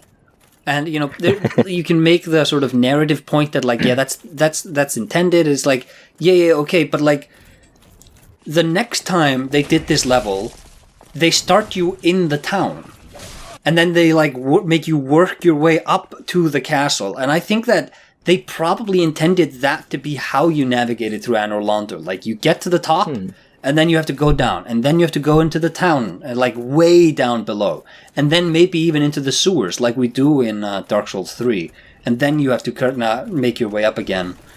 And the gutter, the concept that we're talking about, that has massive vibes of that, where it's like you're walking in like the underground part of like this gigantic, massive world that has sort of been built on top of it, and you're just like at the foot of it, at like the seed bed of where everything sort of filthy and unwanted has just sort of wound up. Very Valley of Defilement. Yeah, that's like a big inspiration, the Valley of Defilement. As is the gutter. I think, like, again, like Grave of Saints, this is a short level. I like this one a lot, though, because it's a different kind of level. I am a bit biased. I also like the gutter, but I have a very specific experience with it, where I dropped to the gutter, and I don't know how I did it, but I didn't find the bonfire, the first bonfire. And this part where the floor breaks and you go down. Yeah. Right. I was locked there. Like I couldn't go back. So my first time playing Dark Souls 2, I had to do the gutter without dying. I had this dread feeling like if I die, I'm going to spawn in Majula, And so I was very careful, and I navigated very slowly, and it was a great experience that resulted from an accident, and I really liked that, like that fear of, okay, I'm going to like respawn back in Majula is going to be very long. I'm probably going to die and lose my souls. So I'm going to be careful. And when I found the second bonfire, it was like, oh my god, I did it! I finally did it! I remember like getting up and going for some water and just taking my time to breathe, because how stressful it was. So I really liked that experience for me, because not to mention the place is very dark. Yeah, it's very dark, and it was scary, So I like the gutter because of that first impression I got. I think they really hit the nail on the head with how the torch mechanic works. You can argue about like how deeply it's integrated into the game, but I love that you can build up like how much time you have with a torch, but you need to actually use a limited resource to ignite the torch, or ignite it at a bonfire. So in a place like the gutter, like you're offhand, you're like holding a light source, and if you need to do a lot of damage, then that means you need to put out the fire, and then it's I can only turn it on like 4 or 5 more times. Like what do I do? Ugh. Yeah, and you have to like. There are sconces and you can light them, so it's better you have to strategize where you fight. You can. Yeah. I'm going to leave my flame here, going to fight near these sconce, so I can relight my torch later. Yes, I'd be interested to see if they did like. This would probably need to be in a dedicated game where like lighting is such a big issue. That you'd actually incorporate something like this, but like, what if you could just drop your torch, or like just stab it into the ground, and then you could like have just a stationary light source while you deal with the enemies, and then you can pick it up again. I don't want to mention Minecraft. I don't want to do that. But as a mechanic, it would be really cool. As a mechanic in a dedicated game, where every other area was like the Tomb of the Giants, where it's like complete darkness. To me, the gutter is A tier. Yeah, absolutely. Moving on then to the Black Gulch. I think this level is kind of trash. Do you have nice things to say?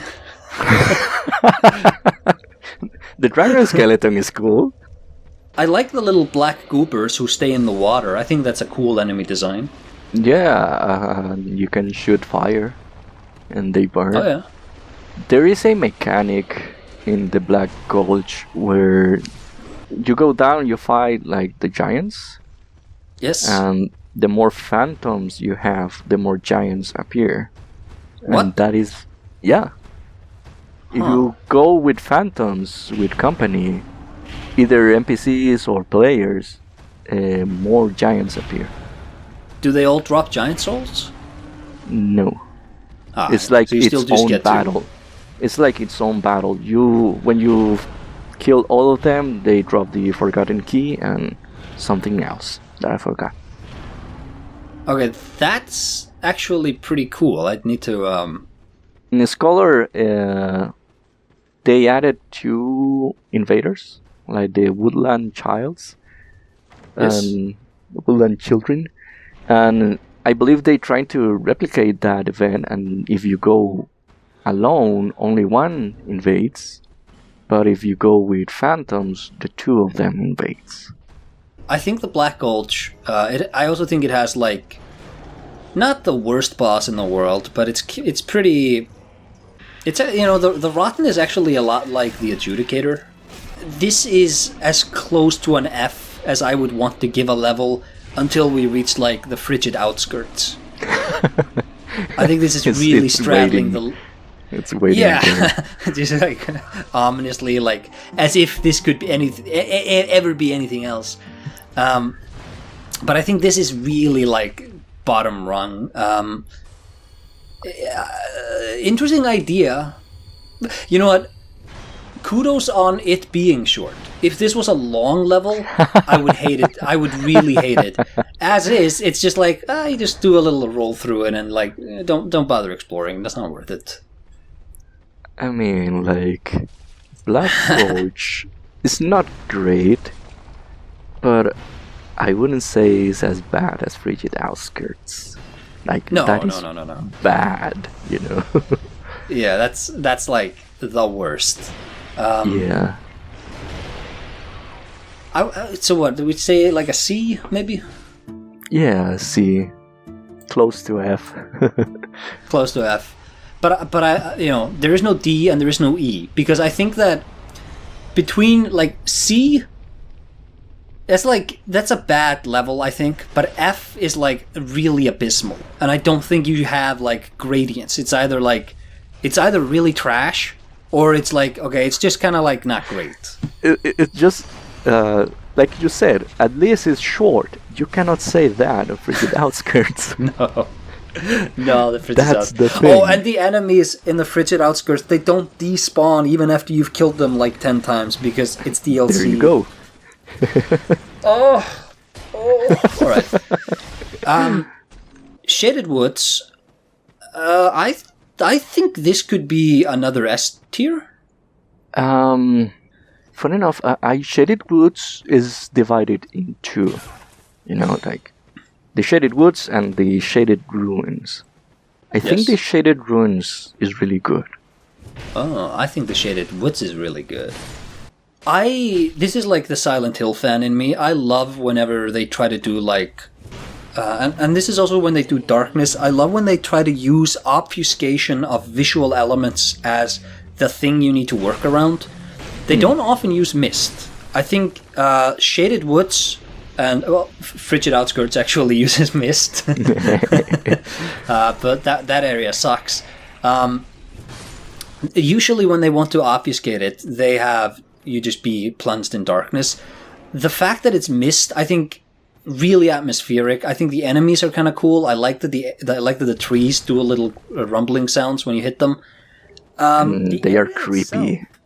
The area itself is also it is kind of small. The forest part, at least, but it's kind of concealed because of the fog. The ruins incorporate a lot of those cursed urns, which again they feel like really sort of a Link to the Past kind of enemy, you know. Yeah. It's just like a curse that dances in this pot. Maybe not S tier, but I really like this area. I like there's a different kind of area. I think one of the positives of the area is actually Vanguard. Is a really cool NPC. This story about him, just once he died, realizing that life is not just war and there are plenty of things, and he's just ahead and he's happy with his own life, let's say. Yes. I really like Shaded Woods because of him. His body has Radahn's moveset. Or Radahn has his body's moveset. That's true. That's true. But yeah, I like the trees are creepy. The curse pots laughing at you is also creepy. I like that. I actually like the scorpion girl, Nachka. Yes. It's a cool boss. I don't know. I always have trouble with her if I'm not like super high level. To me, it's a kind of difficult boss, actually.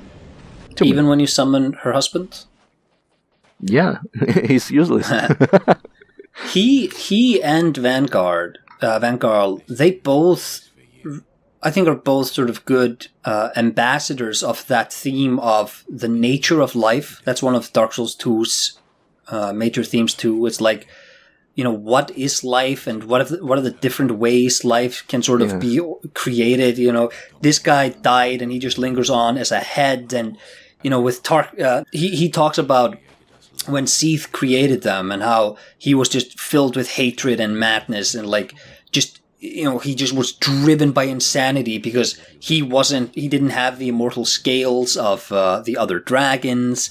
And so it's just like this hatred of his own kin just drove him to madness. And it's like, but at the same time, like, he was really sad. It's like he's meditating on his own existence, and it's like, well, you exist because Seath was crazy. It's like there's not a lot more to it, but at the same time, it's, you know, the reason you exist versus like you can actually matter even though you just exist because some crazy asshole created you. So yeah, I think the ambiance of the Shaded Woods, I think the thematic integration of the central themes.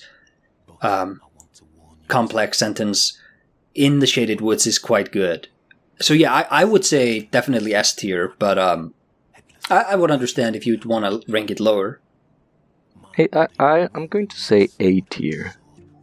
A tier, all right. I will. I can accept that. It's still good, but I don't see it as an S, honestly.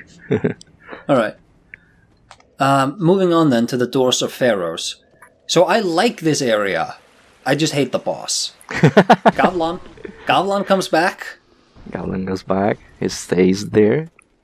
Yes. The Royal Rat Authority is actually optional. Yes, but I feel like that's a valid argument to make in Huntsman's Copse. I don't feel the same for Doors of Pharros because I hate this boss so much more. Okay. Positives of Doors of Pharros. I think it looks really cool. It looks really cool. If you are part of the Rat Covenant, some enemies don't attack you. Oh yeah, that is cool. You get Santir Spear, which people like. Oh yeah, that is I do like that one. It's like a fun gimmick on a weapon. Yeah. Big elephant men. Yeah, they are cool. Do you know? Analysis. Did you know you can plunge them? You can do a plunging attack. to the Mastodon guys. Really? I didn't know, actually. I was watching Ariane play Dark Souls 2, actually. And she just drops and attacks the Mastodon guy just out of curiosity and activates a plunging attack. I'm like, what? What is this? I didn't know. Big enemy, I guess. Makes sense. In Dark Souls 2, only the Salamanders and Mastodons you can plunge attack, I think. The Mastodon guys feel the most out of place, I think, of any enemy in this game. Like they almost feel actually, like Elden Ring funny enemies. Enough, I think that goes to the Falconers. I think the Falconers don't have a place in Dark Souls 2. And that's why they are only found in things betwixt New Game Plus in original Dark Souls 2. Doors of Pharros, though, the level design, it's pretty alright. It's not just like empty room leading into empty room. The visual design is interesting. The boss kind of sucks, but I feel like this is a solid B. Something I don't like is the fact that there are a lot of Doors of Pharros that don't do anything. They are there just to waste resources, Yes. Like there is a Pharros contraption, you activate it, it opens a door, and there is an enemy there. Congratulations. How would you like it if the doors of the Pharaoh stones, the lock stones, if they worked like the, what are they called? The rhombus keys from Kingsfield 2, where you put the key in, but you can take it out again and use it somewhere else. That would be really cool. I actually like that from Kingsfield 2 and the Silvieres key in Kingsfield 3. They are really cool. Fun fact, I did not realize that you could take them out again in Kingsfield 2, because when I tried, I must have just angled the camera wrong. So I had to travel around, and I found the merchant who sells them, and I just bought like 20, 30 of them. Oh my god. And I did a video on the Kingsfield series back in the day, and in the Kingsfield 2 video, I specifically note how, I like how the keys are they're universal keys, but you only use each one once. And in the comments, people were like, oh, no, you can take them out again. And I was like, you kidding me? You kidding me? Oh, no. All of my Kingsfield videos actually have, one major correction. So, in my Kingsfield 1 video, I talked about the main villain as the Dark Wizard. But no, it's like, no, it's Reinhardt. It's like, oh yeah, that's right. Yeah. In Kingsfield 2, it was the keys. And in Kingsfield 3, I thought the X Selector only upgraded with use. I didn't realize that it just upgrades automatically with you.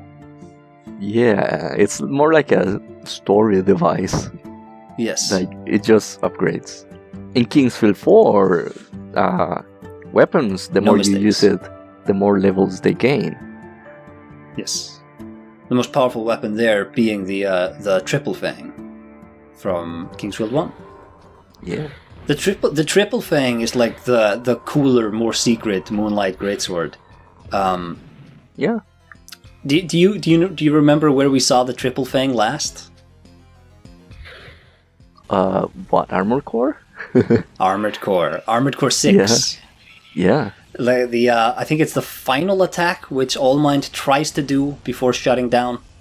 Or no, maybe it's just one of the attacks that Allmind has. But it's like, I remember fighting that boss, and then the Triple Fang shows up, and I was like, oh no way! Oh my god!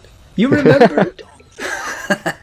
Yeah, the Triple Fang has been forgotten. It should be. It's a crazy design, but it should be referenced more. I feel like Bloodborne had a great opportunity, as a trick weapon, with a sword that splits in 3.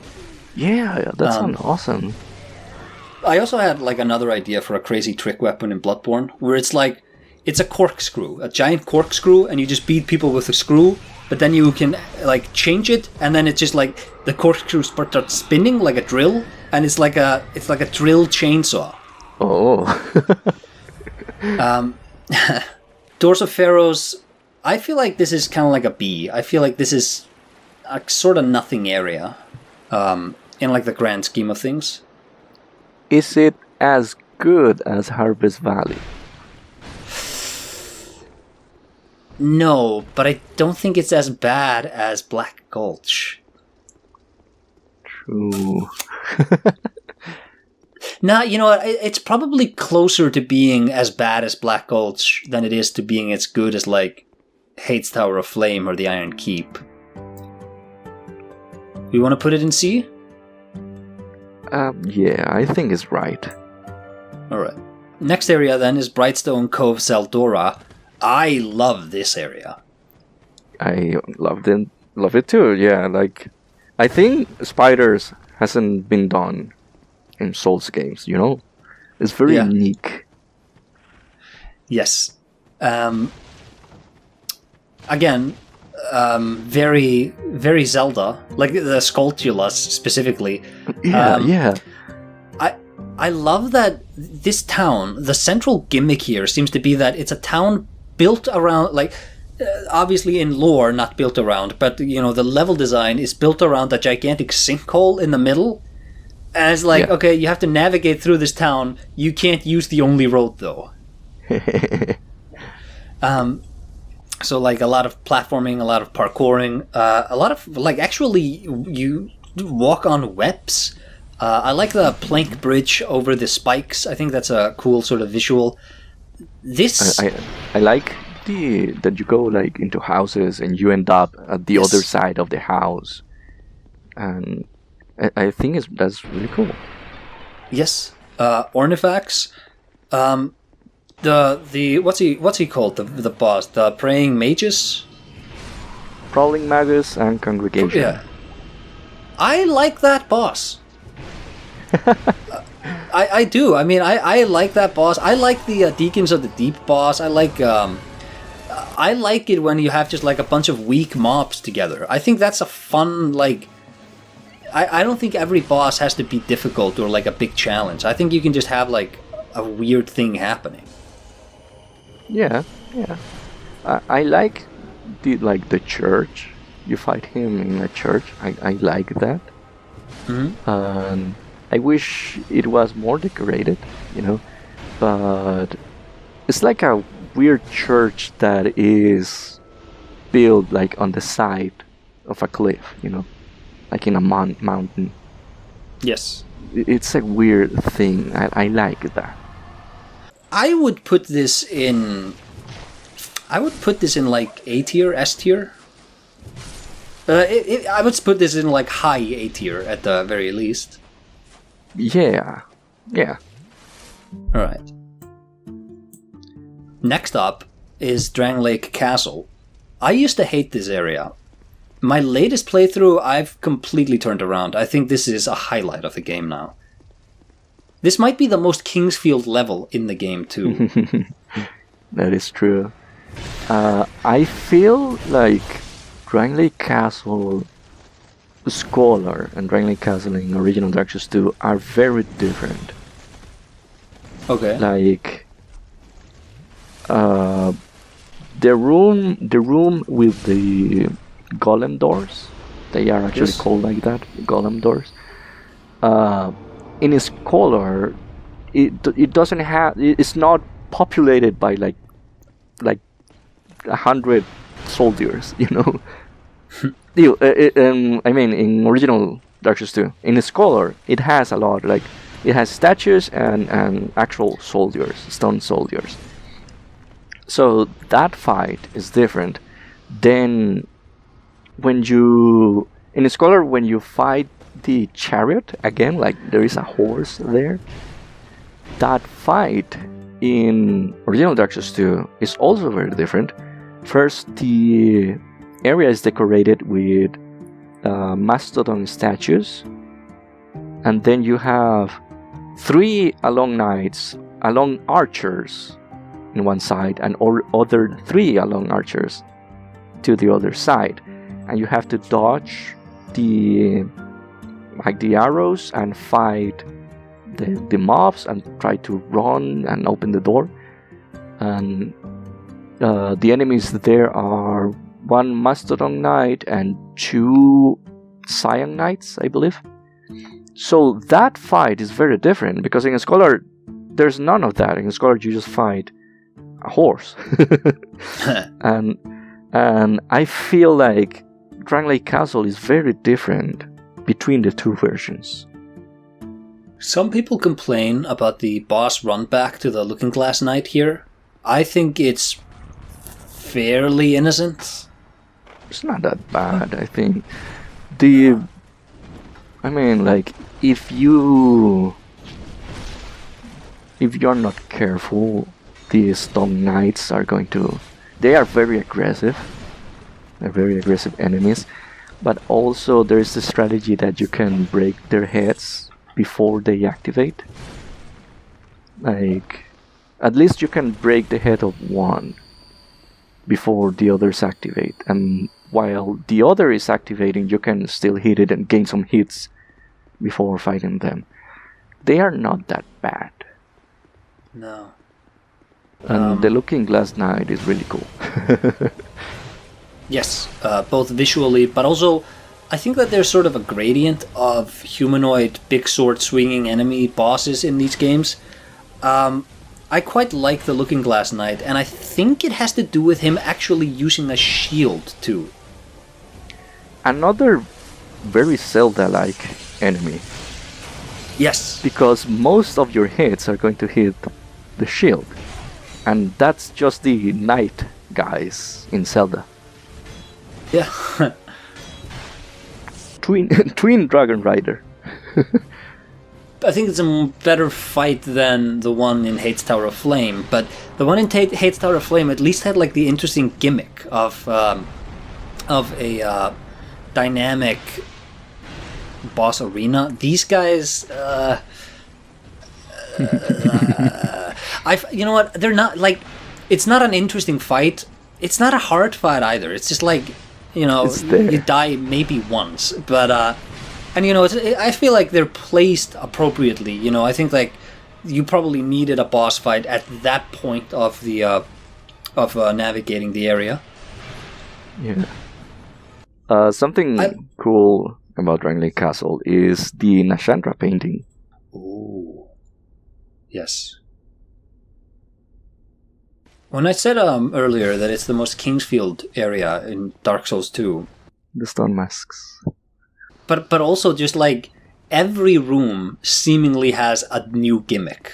So you have like the masks, you have the stone statues that you have to like animate, and you know, the item degradation acid thingy, they didn't bring that back for any subsequent game, and it's so weird because like, no, that's actually a mechanic that's interesting and you could do something with that. Anyways, I would say A tier on this. It's increased in appreciation on my end. I used to hate this level. Now I really like it. The vibes are there. It's really cool, and I like that it's a place where it's raining. You don't get those that often. Oh, that's right. It's very, very unique. A lot of places in Dark Souls 2 are very unique. You know what's visually really interesting about this area is that it's like in pitch darkness, but it's also really well lit. Yeah. So yeah, I would say A tier. What do you think? Yeah, A tier. It's fine. Moving on to another area I really like. A lot of people hate this one, but I really like it. Is the Shrine of Amana. Now, just straight up, if anybody doesn't like this area, you can just run through it. I'm going to say Shrine of Amana could be an S, actually. See, I actually think it's one of the best areas in the game too. I'm really happy that you're the one who said it. I didn't want to be the one who said it. I was kind of afraid. I'm like, some people really dislike Shrine of Amana, and I get it. Like, the amount of enemies is crazy, but I think the area, like, is really, really good. Like, you're not getting a Shrine of Amana elsewhere, you know? No. The boss is one of the best bosses in the game. And yeah, like you have the Milfinito singing, and like they're trying to keep the guys sleeping. That gimmick of, they've done this before, like in the Hydra battle in Dark Souls 1, where one of the challenges of the area is that you have to sort of assess the depth of the water you're standing in. They've never actually really tried to incorporate that gimmick into the level design as like the central challenge of an area, except for this area. And I really like it. I think that's such an interesting way to design a level. And they just didn't do it again. And it's funny because out of curiosity, I removed the water in Shrine of Amana. And there is a lot more space than you think. So most of the fear is like psychological, you know? Like, am I on the edge? Am I going to fall? And also that there are enemies hiding in the water. And those enemies can be triggered by your torch. If you go with a torch, you can go and without a torch, and those guys are not going to notice you. If you go with a torch, you're going to find that they are more alert and they rush to you. So a lot of the fear you have of falling is more like psychological, because you cannot see very well like how deep the water is. But it's a really, really cool mechanic, and you have the like one door that only opens if you're human, one door that only opens if you're hollow. Like it's really cool. The boss is very, very unique. Like crazy design. Yeah, like it's a really good fight, but even if it wasn't, it's such a bonkers design that it's like it's a highlight regardless. It looks you off. It's like, what is this? Okay, it's crazy. I'm actually willing to follow you here and put Shrine of Amana into S tier. I feel like this is probably the part of the video where everybody's just gonna sign off. Like, these guys, they don't know what they're talking about. Yeah. But can I say a fun trivia about Shrine of Amana? Sure.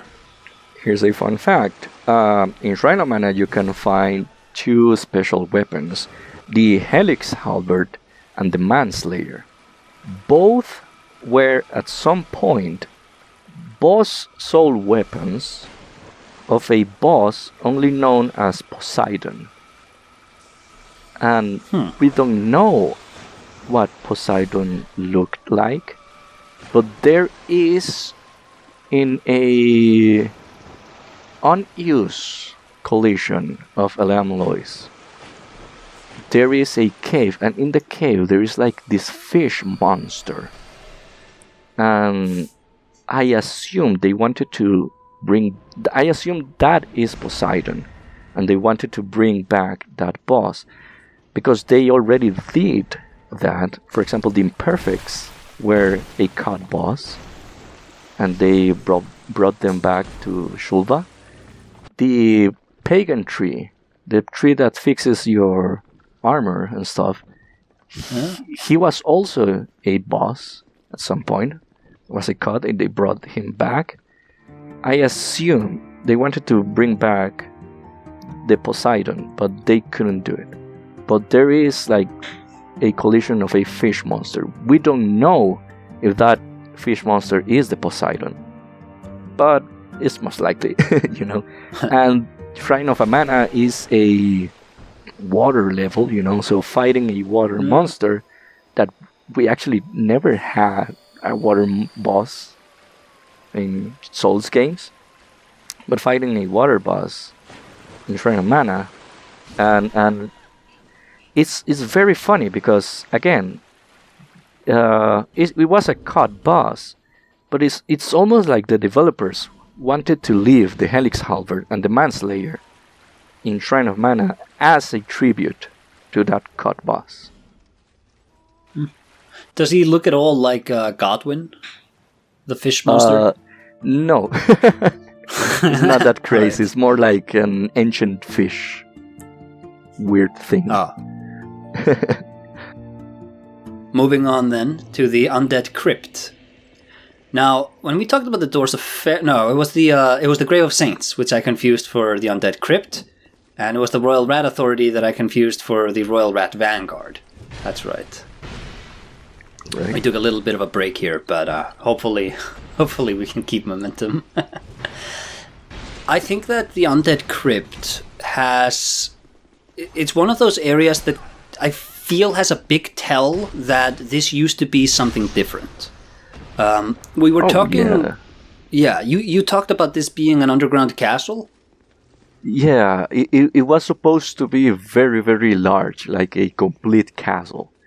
And there was also like an exterior.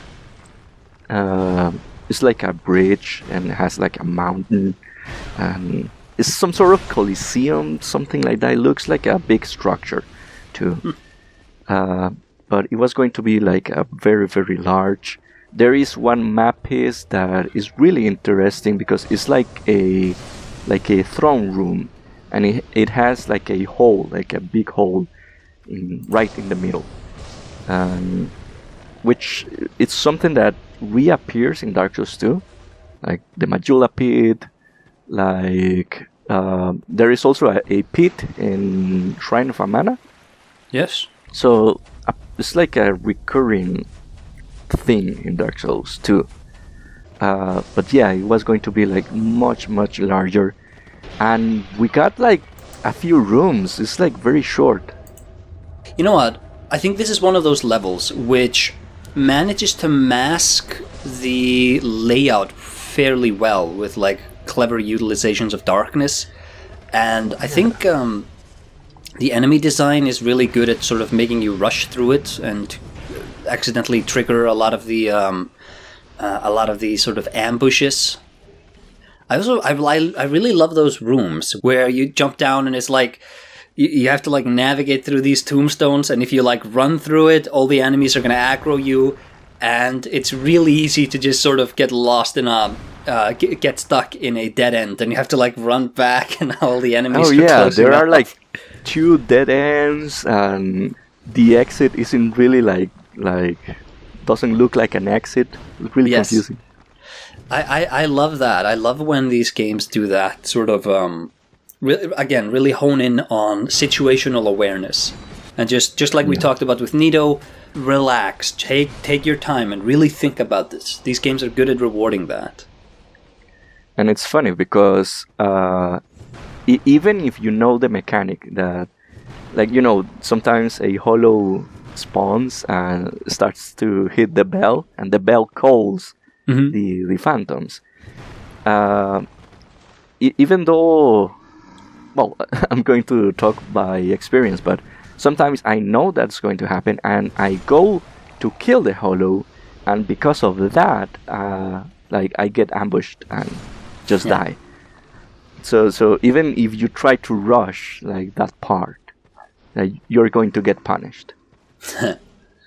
Yes, it's also great for you can probably sympathize with this too. It's such a wonderful time when you are just using the great sword, trying to execute those enemies.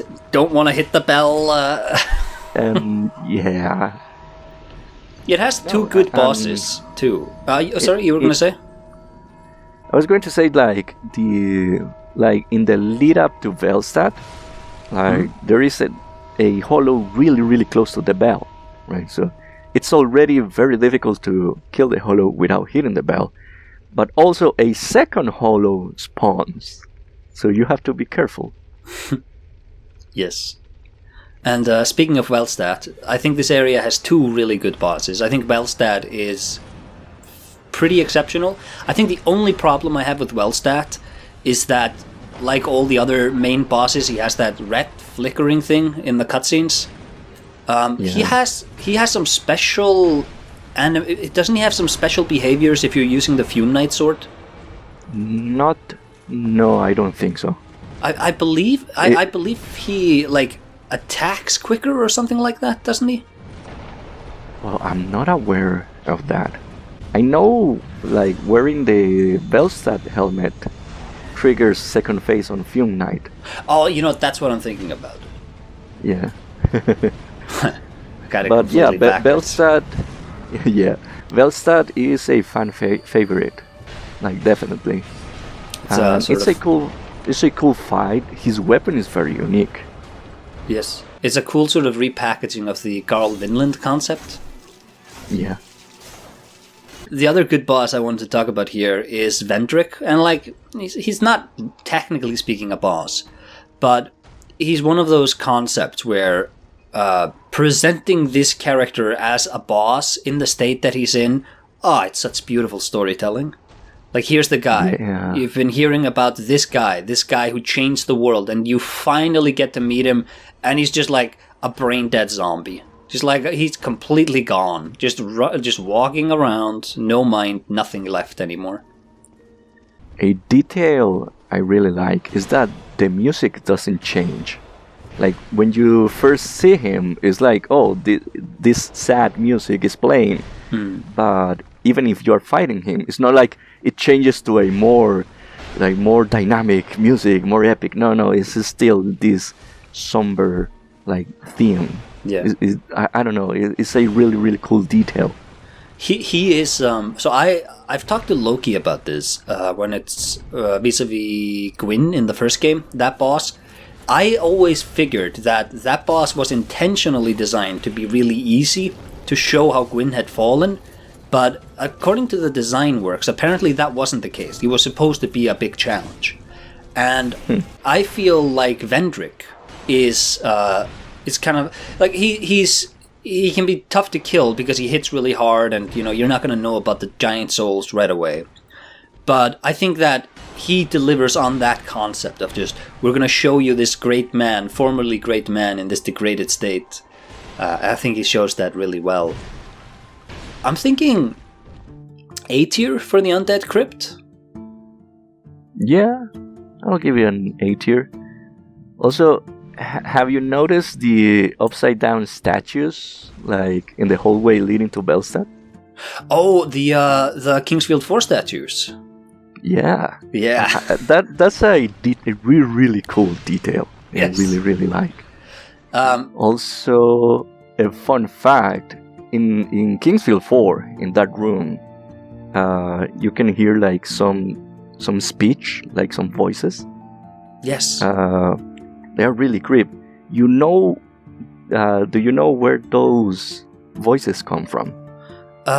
I believe it's a backwards recording from, is it Chrome Hounds or Armored Core? It's Armored Core. I don't remember which one, but it's Armored Core, yeah. Yeah. It's a mission briefing. Really, really cool. I love those statues. I don't like their implementation in that game, though, because those statues, and I believe there's one other thing in that game which requires you to like look up to make progress, and because you're always kind of looking to the sides, and then it's like, okay, now I think it's in the temple at the beginning where you have to like before you get to the spiders, you have to look up to get I think it's like a fire crystal or something, or maybe you used the fire crystal up there. It's been a few years since I played Kingsfield 4. But it's always interesting to see them go, well, now we're going to use verticality in progression design when the entire rest of the game teaches the player to just look to the sides. Yeah. I think the Portal developers talked about this in GDC postmortem of some sort, where it's like, don't make the player ever look upwards, because they never do. Moving on to Aldia's Keep. I think this is a really strong concept, but it's kind of just like a gigantic hallway. It literally is. It literally is. But if you look like at the presentation, the old IGN presentation where they are talking about Dark Souls 2. The little footage we have about that area, it shows it was going to be much larger with more rooms. Like you can see, like more rooms to the side. It was not only like a hallway.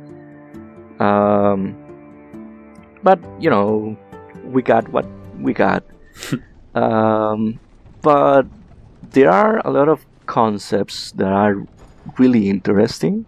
For example, the giant skeleton, the dragon skeleton, which is an NPC actually. It's not an object. It's an NPC. But we have the skeleton dragon. We have the mirrors, like the mirror knights. Those are actually pretty cool. Yeah. I also like the rooms with the giants in them. Sort of reinforces this idea of they were experimenting with... Yeah, I was going to talk about that. They have like a pile of giant corpses, and then another hole that leads to the acid pit, you know? Yes. So it's really cool. I like... there is like a table, and there is a corpse, an item corpse there, but they placed... how they are? I think they are called dragon acolytes, like the enemies that look like scientists. The ones with the golden masks. Yeah. Like they placed one in front of the table, so it looks like he's examining this corpse, right? And not to forget the switch. There's just a switch there, and you activate it, and then all the cages break. Yes. There's also a lot of cool ambushes, like you walk up to a door and then just like the wall breaks because one of the ogres attacks you. Yeah. I think if nothing else, Aldia's Keep is a really good showcase of the game's theme of sort of pressing the boundary of what can be considered life and living, like we talked about with the head of Vengarl. And like you see this in Aldia too, you see this in like the memory of Vendrick too.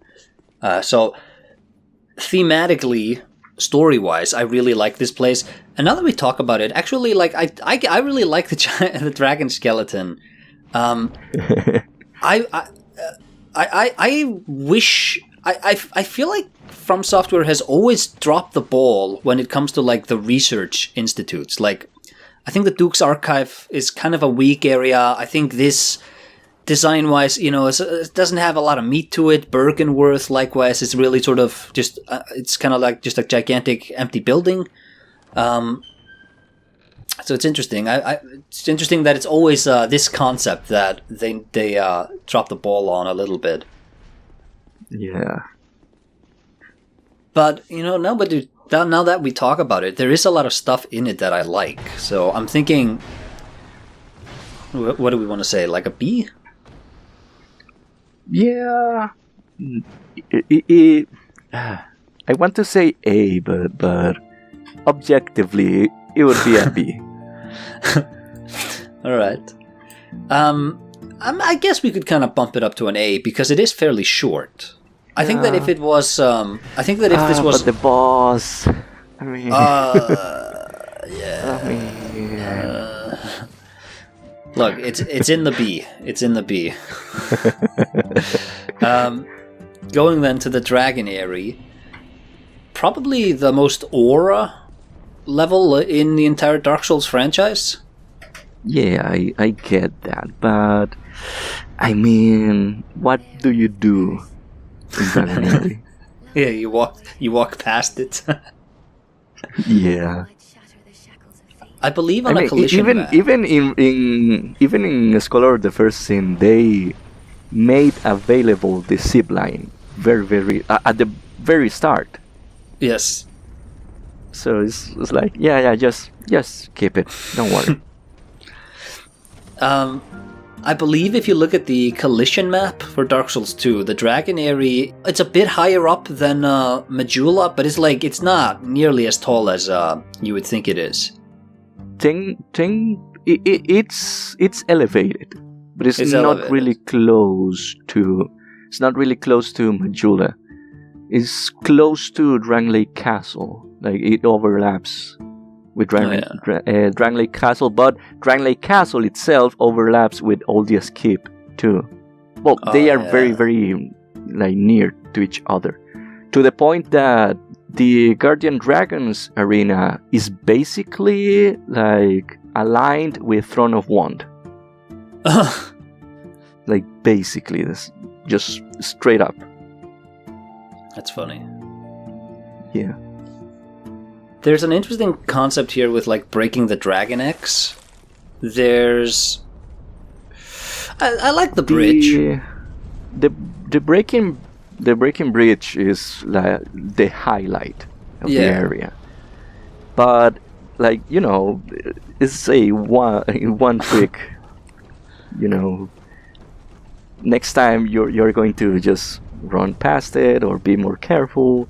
And yeah, it's cool once, and that's it. It's not the skeleton dragon in Aldia's Keep, which is cool every time. I feel like if we were just ranking this based on like visual flair, this is an S tier. But considering you also have to go through the area, I think this is a C area, like maybe a B with visuals. Yeah, maybe B because of the visuals, because the introduction to Dragon Aerie is very, very, how can I say, powerful, let's say. Like, because you don't see it all at the beginning, and then you find like Shanalot, and then you see the sanctuary in the background and all the dragons, and maybe a dragon like fly past you like really, really close. So yeah, vibes alone can rank it up to a B. Alright. You also get the aged feather here, I believe. Yes. That's very useful. Moving on then to the Dragon's Shrine. Quite possibly the most nothing area. Do you like this place? It's funny because when I like a place I know it's not that very good, I always talk about the vibes. But what are the vibes in Dragon's Sanctuary? You know, it's like yellow. You like the color? You like slowly aggroing this enemy so that, and not that enemy. Like, try to clear them out so you don't get ganked. Yeah, you know. There is it's a petrified dragon egg. Ooh, yeah. That altar is cool, I guess. I feel like this is kind of a C area. Like, it's not an F. You think? I don't think like, it's an F. Think about Ancient Dragon. Yeah, look, Ancient Dragon isn't great. Ancient Dragon was a lot better back when everybody thought it was secretly Aldia. yeah, maybe.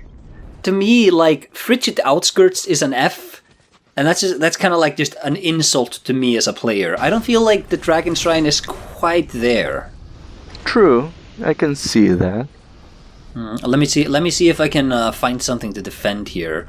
The Dragon Shrine does play around. It's not the only place in this game, but it does play around with the sort of parkouring element of the level design, where you're like rolling off ledges to try to get into different crooks. What's that term? Crooks and crannies. So it's like it's something. Yeah, you can find some chests. There's some chests. Yeah. At least it rewards the player. Yes. It doesn't punish you for being there like the Frigid Outskirts does. God damn it. But at the same time, I'm like, you know, Dragon Shrine and Grave of Saints in the same, like, I feel Grave of Saints is better. Yeah, you know, the tier is what the tier is. The rats are funny, at least. Yeah. The rats are funny. Look, I'm okay with it being in C. If you want to move it to F, I'm not gonna argue. No, it's okay. It's okay. All right. Moving on then to the Dark Chasm of Old. Oh. Okay, this is more like a challenge, let's say, like a mini game of sorts. You go, fight NPCs, light the torch, and there you go. Next challenge.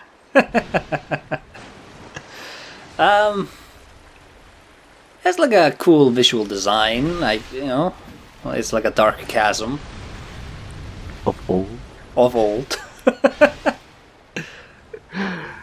I don't know. Like, is this a C? It's a C just because of Dark Lurker. You don't like Dark Dark Lurker? Lurker saves that area because it's one of the best bosses. Yeah, okay. I was gonna say, like, it's a C because of Dark Lurker, as in Dark Lurker brought it down, but you mean it's an F, but Dark Lurker brings it up. Yeah, exactly. He has, like, a crazy attack where he, like, creates the dark sign. He creates, like, an eclipse. And it's just like, wow, this is, like, the, like, seminal imagery symbolism of the entire franchise, and it's just tucked away at, like, this optional boss. Like, what? This was a more prominent character earlier on. It has to be. He internally is called Agdane's Stand, like That's- in yes. JoJo. And he does the same crossed arms as Actane. Yes, so he was going... I think he was going to be like a... Well, not Undead Crypt, but the past Undead Crypt, the one we didn't get, was going to be a boss there. His ID, I believe, I could be wrong, is very close also to the witches in Undead Crypt, and to the Imperious Knights and the Ladia Pyromancer, the ghosts. And I think they were going to be like a boss. Like the witch was going to summon the Imperious Knights, which are the shield guys. She was going to summon the Ladia Pyromancer, and she was going to summon also a cut character, which was going to be the Insolent Knights. Now, in Scholar of the First Sin, we got Insolent Knights, but it's not the same enemy. Those are player NPCs with the Insolent set. But they were going to be like a boss, and I guess Agdane and his stand were going to be another boss, like, let's say, the king of that castle. So, yeah.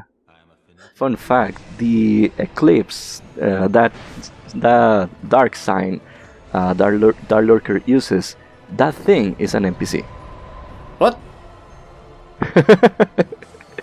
So, That's so weird how, like, it's like, same with the dragon skeleton. It's like, you've really programmed your way in such a way that, like, making this an NPC is easier. it's an NPC because it shoots you back a projectile. Like, it looks like Dark Lurker shoots a projectile through that portal, and then it goes through the portal and then redirects to you. But in fact, he just does it for show. He throws a dark ball, it disappears, and then the portal, the dark sign, shoots another projectile to you. So it looks like it goes from one direction and appears to the other direction. But in fact, it's an NPC. Huh. Yeah. I figure that's probably done so that you don't need to have projectile move trajectory midway through after colliding. It's probably easier. Yeah, exactly. Moving on to the giant memories. And I think we can... I think all the three memories should just be bracketed into the same thing. I don't think... Like, I feel they're all kind of the same. Yeah, they are in the same map. Yeah. Also, I don't want to make, like, quality distinction, because I think that all of them have the same sort of core strength running through them. Like, I like visiting these areas in the past. I like being, like, in the middle of these battles. I think that's really cool. I think they have the same weakness, which is that I don't like fighting the giants. I just like... I don't like the time limit. Ooh, I do kind of like the time limit. I think it could be a little longer. Yeah, maybe a little longer, but I always think like I need to be in a rush. Yeah. Yeah, I feel like if it was maybe even twice as long, because like this kind of follows through with fighting the giants. I feel like, and maybe I'm just not good at fighting the giants, but I feel like it's often kind of a crapshoot, because I feel these guys have like wonky hitboxes, and I feel like they can kill me seemingly out of nowhere. So I'm like rushing, but I also can't rush because then these guys just kill me. So if the time limit was there, but maybe a bit longer, I probably would like it a bit more. I do like the fight against the Giant King. It's fairly simple, but like I think it's a cool set piece fight. Definitely, the lead out to the Giant Lord is really cool. Like crossing the bridge, and then the statue's head breaks, start rolling towards you. That I think is how unique is that. You know, you don't usually see bosses like that, or boss arenas. It's probably the best boss run in the game. Just because it's so different. Yeah. I'm feeling a strong B for the giant memories, just like all three together. Yeah, sounds right. These also to me feel like vestigial elements from an earlier... There was an earlier version of the game that involved more direct time travel, wasn't there? Yes. Time travel was going to be like super important, and actually it is reflected in the map's ideas. Because, for example, we have maps that start with M10, and then we have maps that start with M20, and the ones that start with M20 were supposed to be in the past. Oh. So Drangleic Castle actually was supposed to be in the past. Ooh. And I believe, like in the network test, you can see some text files that is like Majula in the present and Majula in the past. That's where the child Shanalot comes from. Yes. So it was going to be like a whole quest, and wasn't Laddersmith Gillian like her slaver or something like that? Correct. Yeah. I didn't like him in the game. I don't like. I think he has like a scummy attitude in both versions. Like most NPCs in Dark Souls 2 have two internal names, and that reflects like the change that happened in development.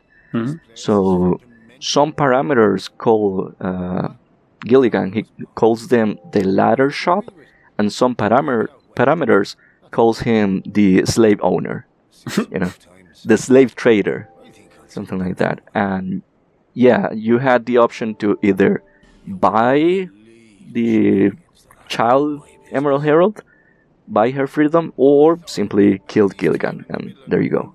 And the model for the child Emerald Herald actually has some like bones that are labeled rope, and they are like around her waist.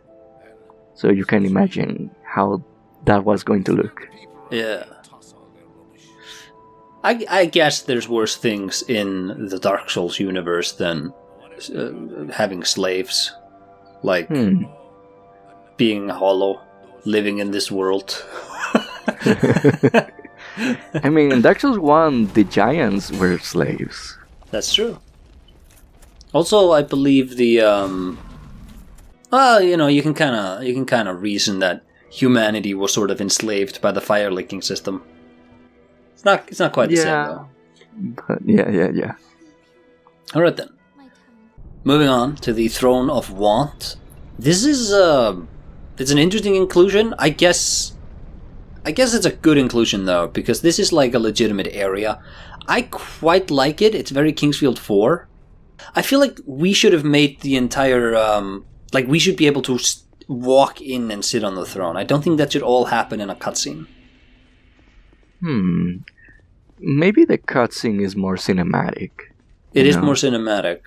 I to this day I still see screenshots of your character sitting in the throne. Like, I think that made an impact in players. Like, it's really cool. I like the pathway down with those cave stones, really sharp, jagged. Do you prefer the outro cutscene in base game or Scholar of the First Sin, where Aldia is giving the talk about there being no path? There is no path. There is no path. It's really good. Yeah. So why they ruined his audio with that filter? It's so weird. There is a trailer with the actor just speaking. And it's so good. Without filter, right? It's so good. It's when he was talking about the... isn't it in the DLC trailers when he's like, one drowned in poison? I think. I don't actually remember, but it's a really, really cool and somber voice of this tired man, you know. And I really like it. Aldia, his dialogue is like top tier. All of it. Honestly. Yeah. Yeah. And the deliveries. But, I don't know, the endings are very good. I'm satisfied with the endings. Yes? I couldn't choose. Honestly. I think I prefer it with Aldia.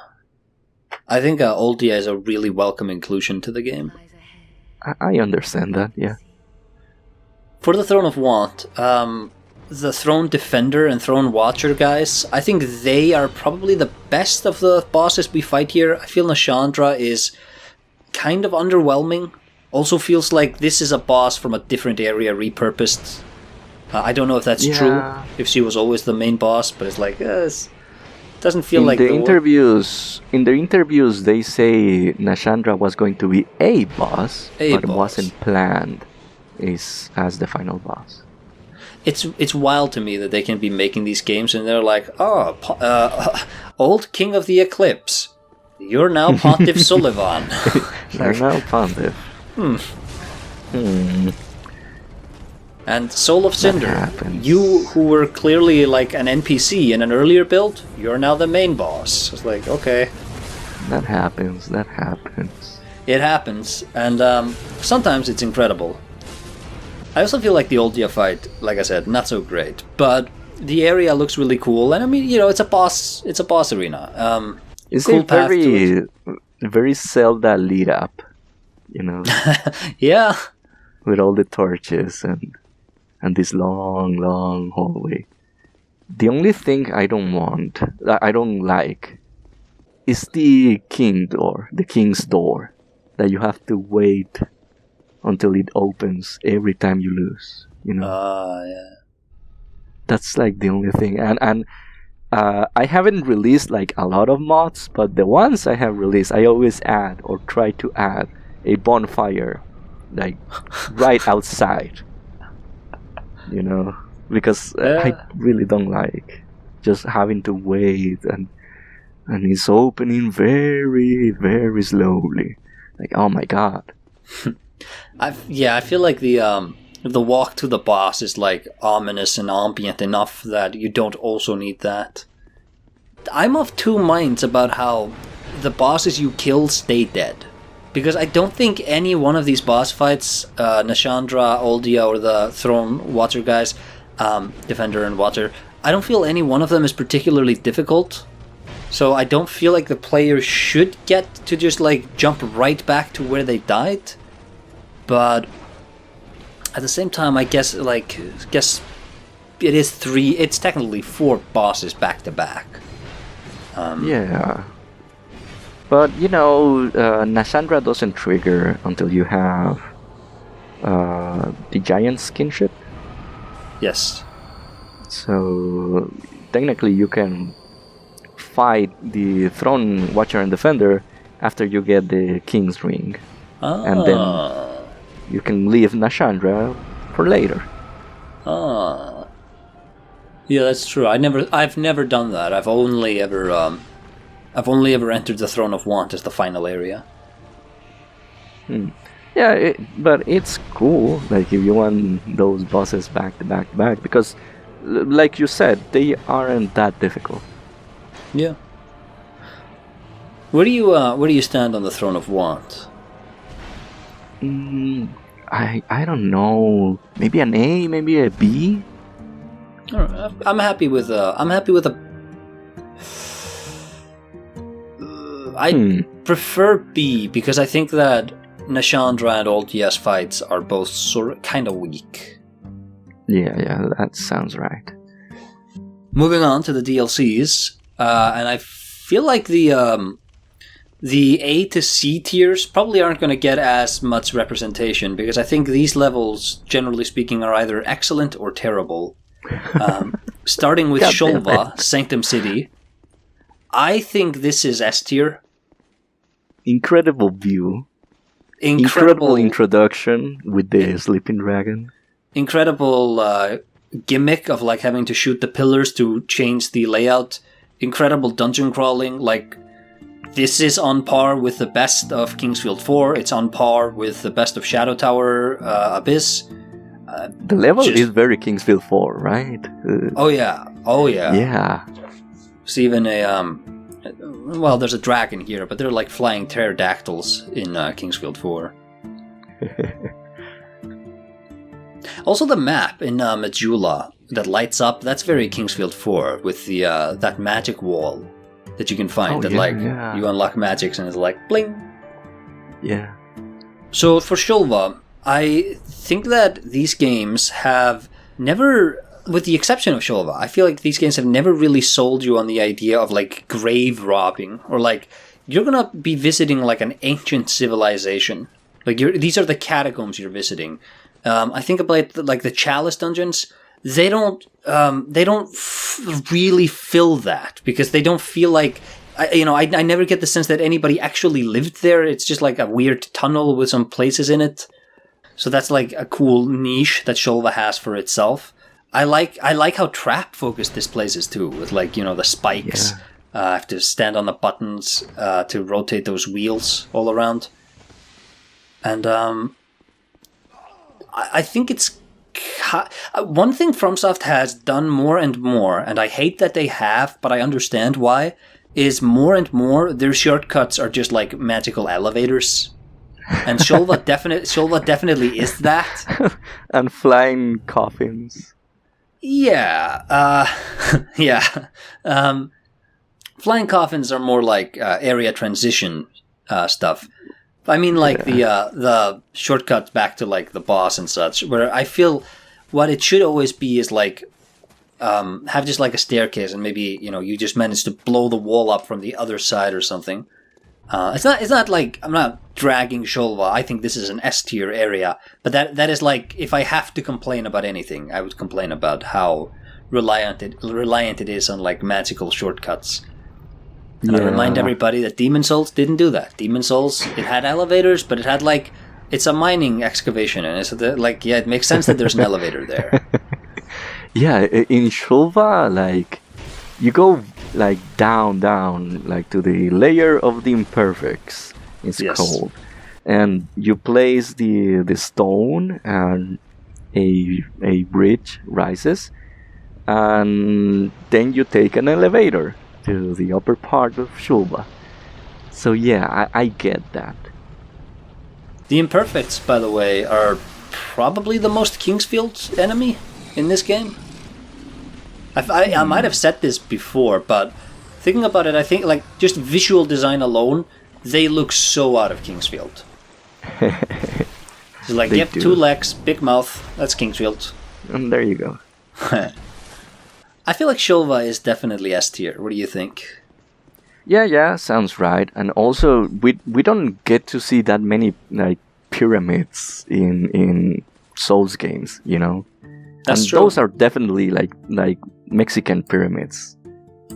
Oh yeah, it's really really cool. And again, there are a lot of uniqueness in Dark Souls 2. I really like that. Yes, definitely. There's a pyramid in the Chalice dungeons. Well, I haven't played Bloodborne. Oh, okay. I can say for Bloodborne, it's not on PC. Yeah, I got it. I got you. It's not a very impressive pyramid. I'll tell you that much. And it has like a hollow bottom, so like you can walk crisscross through the bottom of it. So it's like, is this really like a pyramid, or is this just like a rectangle with some stairs attached to it? Like, what are we doing here? Moving on to the Dragon's Sanctum.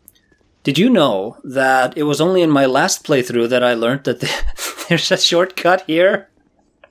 What? Yes, I with behind the wall. That's like an illusory wall. I only learned that in my last playthrough. I've been walking my ass through the entire Sanctum City to fight the Squalid Queen. Did you accidentally had a death, like falling? Yeah, I've died like multiple times there. My first playthrough ever of Dark Souls 2, I was just using like longswords. And I had like a regular one, I had a lightning infused one, and I think I had maybe a fire infused one or something. And boy, is that not a good way to play the game.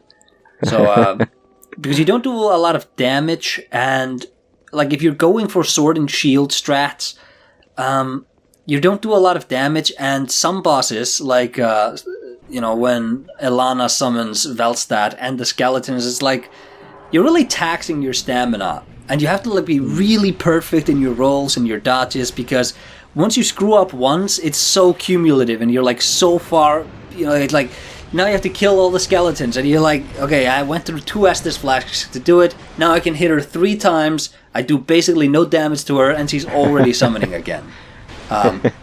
Moving away from that into like the greatsword, which is my favorite weapon in this game, you're like, what a wonderful fight. It's like actually really fun.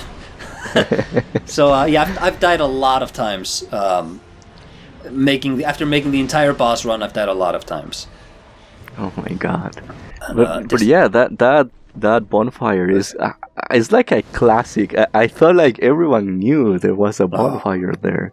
No, not me. Is that kind of because that kind of thing? I wasn't looking for an illusory wall. That's the problem. I was looking for just like, there has to be a bonfire. Like, there has to be a room that I've missed. And upon Googling, it's like, yeah, there is. Idiot. You just have to fight for shatter the illusory wall.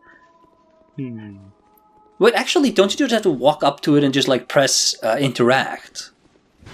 Yes, Dark Souls 2 is very Kingsville again. Yeah.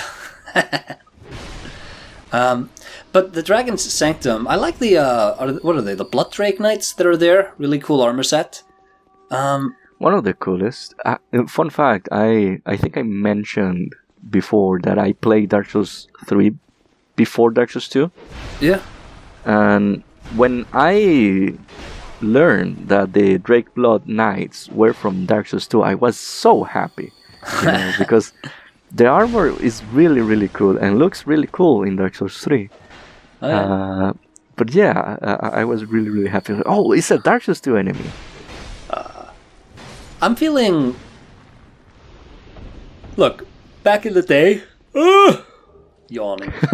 Back in the day of old Acer, this would have been like a real C level, because why is this so long? Why is there no bonfire? Now that I know about the bonfire, I'm thinking like... Oh wait, actually the way they've got this set up, the Cave of the Dead is the final part of this DLC, so Dragon Sanctum would also include the Sin boss fight. Yes. So... It's Elana and Sin. I'm thinking like... This might be another S tier. Like at least an A again. I think A. I'm thinking A. Because... maybe because of the length.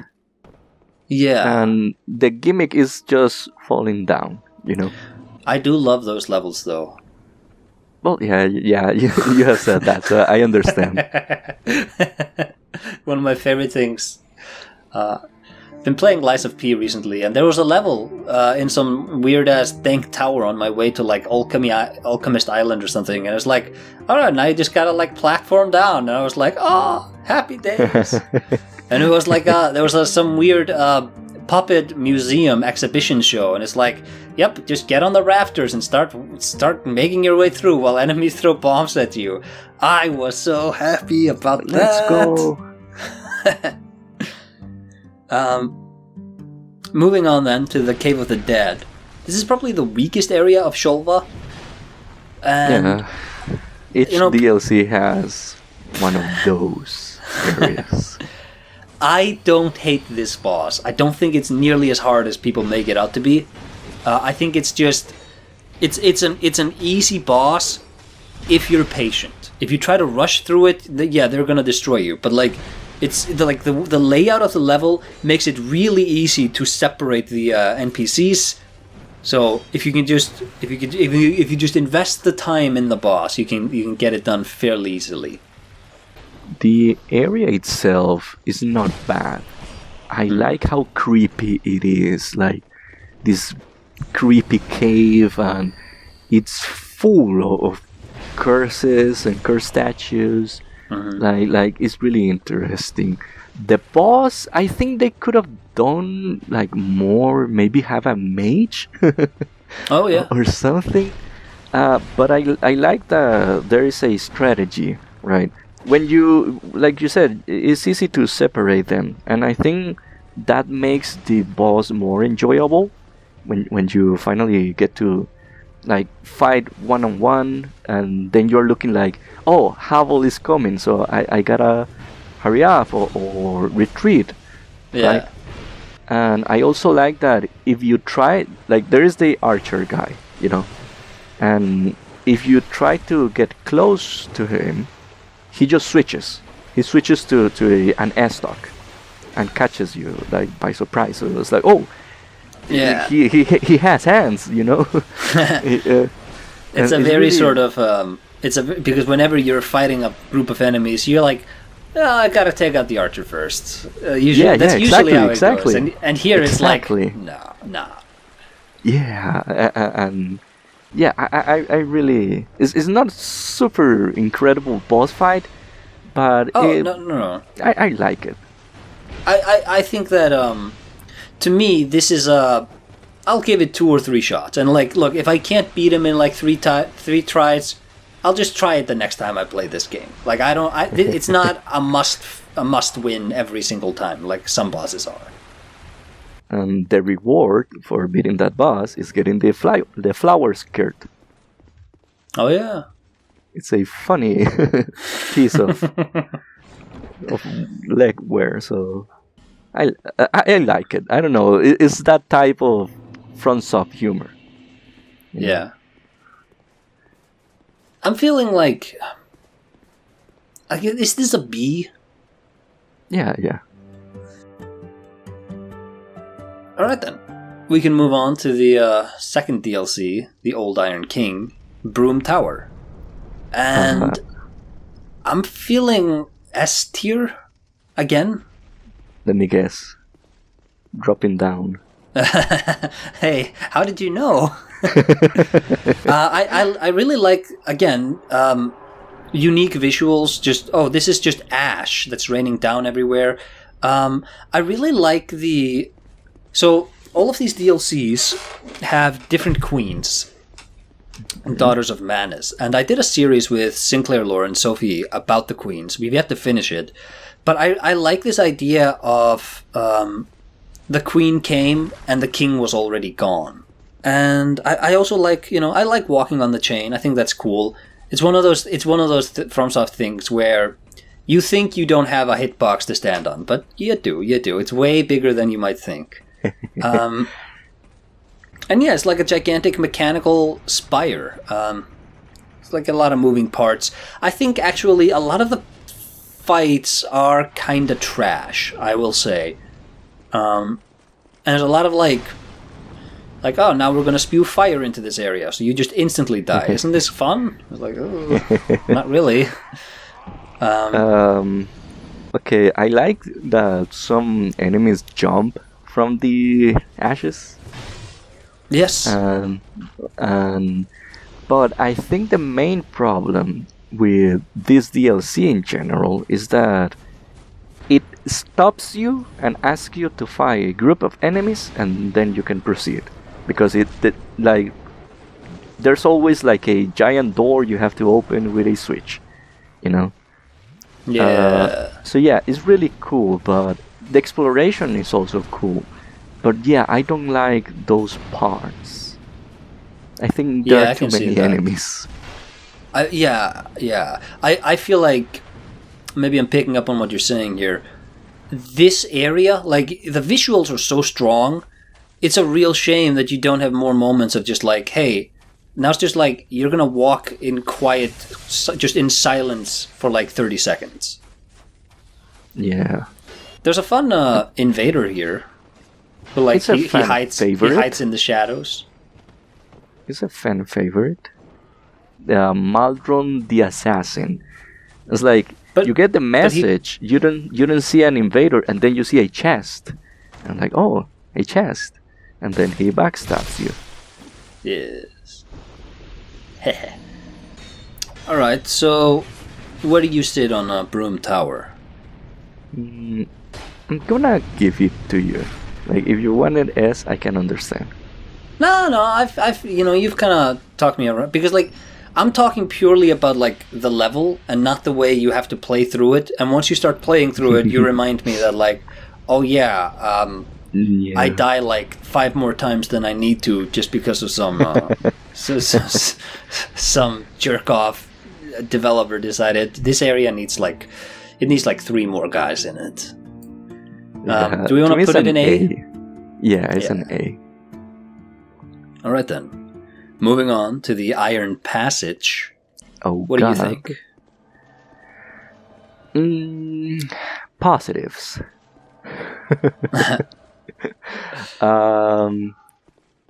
Positives. It's cool getting to it. It's cool finding the Iron Passage. Because it's kinda hidden. So you have to be very familiar with the layout of the Brume Tower. Yeah. And it's like, oh yeah, I didn't visit this. Or, oh yeah, I got a mysterious key here, you know. But the area itself is it's a glorified hallway, you know. And you only find the same enemies, but like multiplied by 5, and the boss at the end, though very cool, is just a Smelter Demon again. I feel like this area really suffers from the DLC's decision not to insta-kill enemies after you've killed them like 10 times. Yeah. You have summons fairly early on. Like, you can bring your summons through the gauntlet. That can be pretty fun. That is true. But you know, Dark Souls 2 AI. They are. Yeah. I don't know. I feel like we're talking around this. I feel like this is kind of a C area. I feel this is pretty definitively the weakest part of the DLC. Yep, I agree. Alright then. C it is. And actually for Brume Tower, I probably should have mentioned this. My first time playing the game Scholar of the First Sin was on PlayStation 4. And when I fought Fume Knight, I was, like I said, just sword and shielding my way through. And I must have spent like 6 hours on Fume Knight. Every subsequent time I fought him, it's just greatsword, and wow, he is so much easier. He's so much easier when you can actually deal damage. Imagine doing a challenge run only swords, only straight swords, your first time. That's how I used to play all these games. Just like, I want to be the sword and shield guy. And then something broke. I think it was Elden Ring actually that finally like snapped me out of it, because that stops. Like, it's more viable there because, like, you can do guard counters and such, but moving, like, I'm now very much like, no. Every build is just a question of when I use the greatsword, not if. It's all leading to a greatsword build. And yeah, I went from hating Fume Knight to really liking that fight. But moving on to the memory of the old Iron King, I feel this is a lot like the Iron Passage. See, the Iron Passage is like, it's a meh boss run to a meh boss.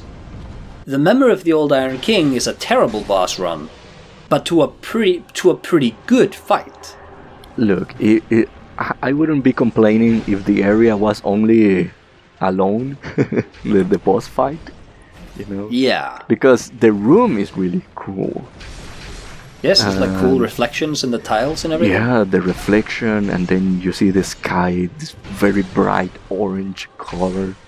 You know? He doesn't kneel. He doesn't kneel if you kneel. Yeah. He commits seppuku if you don't take damage. He's sitting there, so like waiting for a challenge. I don't know, like it's really cool. But the run to the boss, like, oh my god, like if you get lucky, you can do it like in one go, you know, and don't fight the enemies. But like, you most likely are going to get hit by an arrow or something. That part of the area isn't that very interesting. It's like in closed doors, you don't see the outside. At least in Iron Keep, you have windows and you can see the lava, you know. And it's like very cool in Iron Keep, but that area is just closed off and you don't see the outside. So there's nothing like really interesting. The secrets aren't that really cool either. You can maybe fight some flame lizards, and that's it. But the boss, you know. Yeah. Like I said, I think this is the Iron Passage again. It's just a worse boss run to a superior boss. So yeah. Where do you do? Like, I don't feel comfortable putting this higher than a B, because I feel like, since we are, like, this is nominally a level ranking, I feel like the fact that the level is so weak, it can only be brought up a little bit by Sir Alon. Nah, B. B is right. B it is. Sir Alon carrying the whole area. And it's interesting that Sir Alon is able to bring Memory of the Old Iron King to a B, but Dark Lurker was only able to bring Dark Chasm of the Old to the C. Yeah, but you know, it is what it is. It's too late to change. Moving on then to Frozen Eleum Loyce. I quite like this. There's a cool sequence where you have to like kick a snowball down to build a rolling snowball that like creates a shortcut to a bridge. So that's pretty cool. There's a lot of areas where you have to like activate the golems. I think that's a cool gimmick. I think in general, just the sort of overarching gimmick of there are frozen areas and then you can sort of thaw it to like open up new paths. I think that's all pretty good. But I don't think this is a spectacular area in a way that I think Shulva, for example, is. To me, it is. Like, to me, it's an S. I could have, like, I really like it. I don't know, like, you don't. I think, first of all, I think Eleum Loyce is what they should have done with Drangleic Castle. Oh yeah, because you actually start like in a bridge, and you know the cut content related to the bridge and Drangleic Castle, right? No, I don't. The aqueduct you see in Drangleic, that was going to be connected to Drangleic Castle. Oh. That I see in Majula.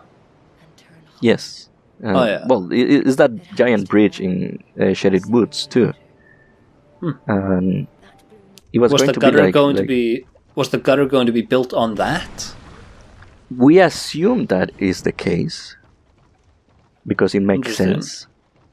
They did that in Dark Souls 3. The entire world is built around navigating this gigantic bridge. True. Didn't do it pretty well, I don't think. But they tried. They tried.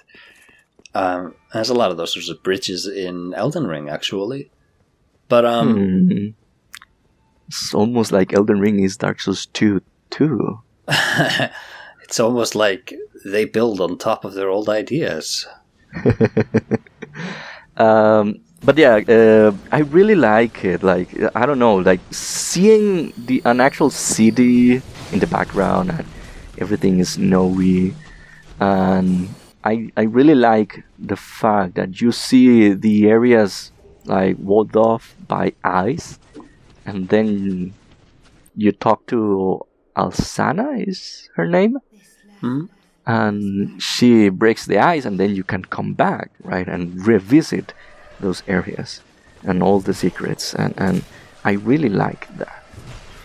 Yeah, I you know what, the leading into the boss fight of the old Ivory King, they do this thing where you have to like free all these knights, and you can free however many you actually want to free. That's a really cool gimmick, and I suppose I'd have to layer that into the Frozen Eleum Loyce.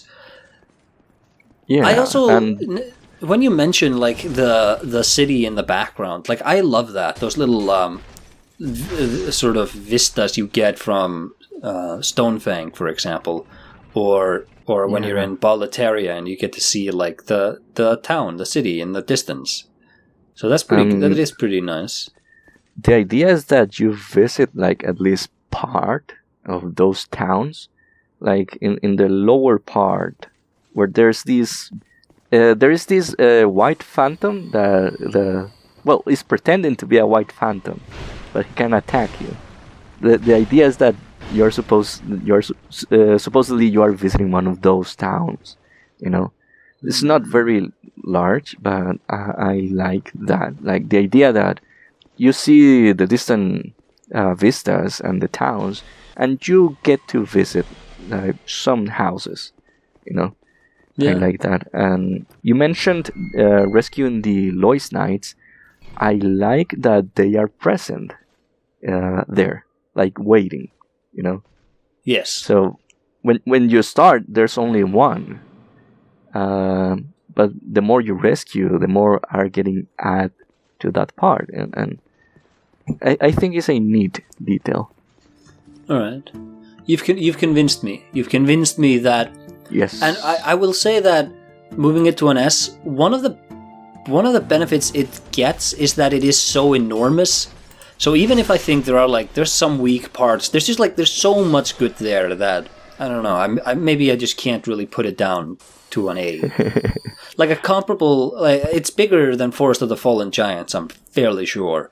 But like that's another gigantic area. But Forest of the Fallen Giants does not have nearly as many good things packed into it as Eleum Loyce does. Yeah. Yes. All right. Nothing to say there. I agree.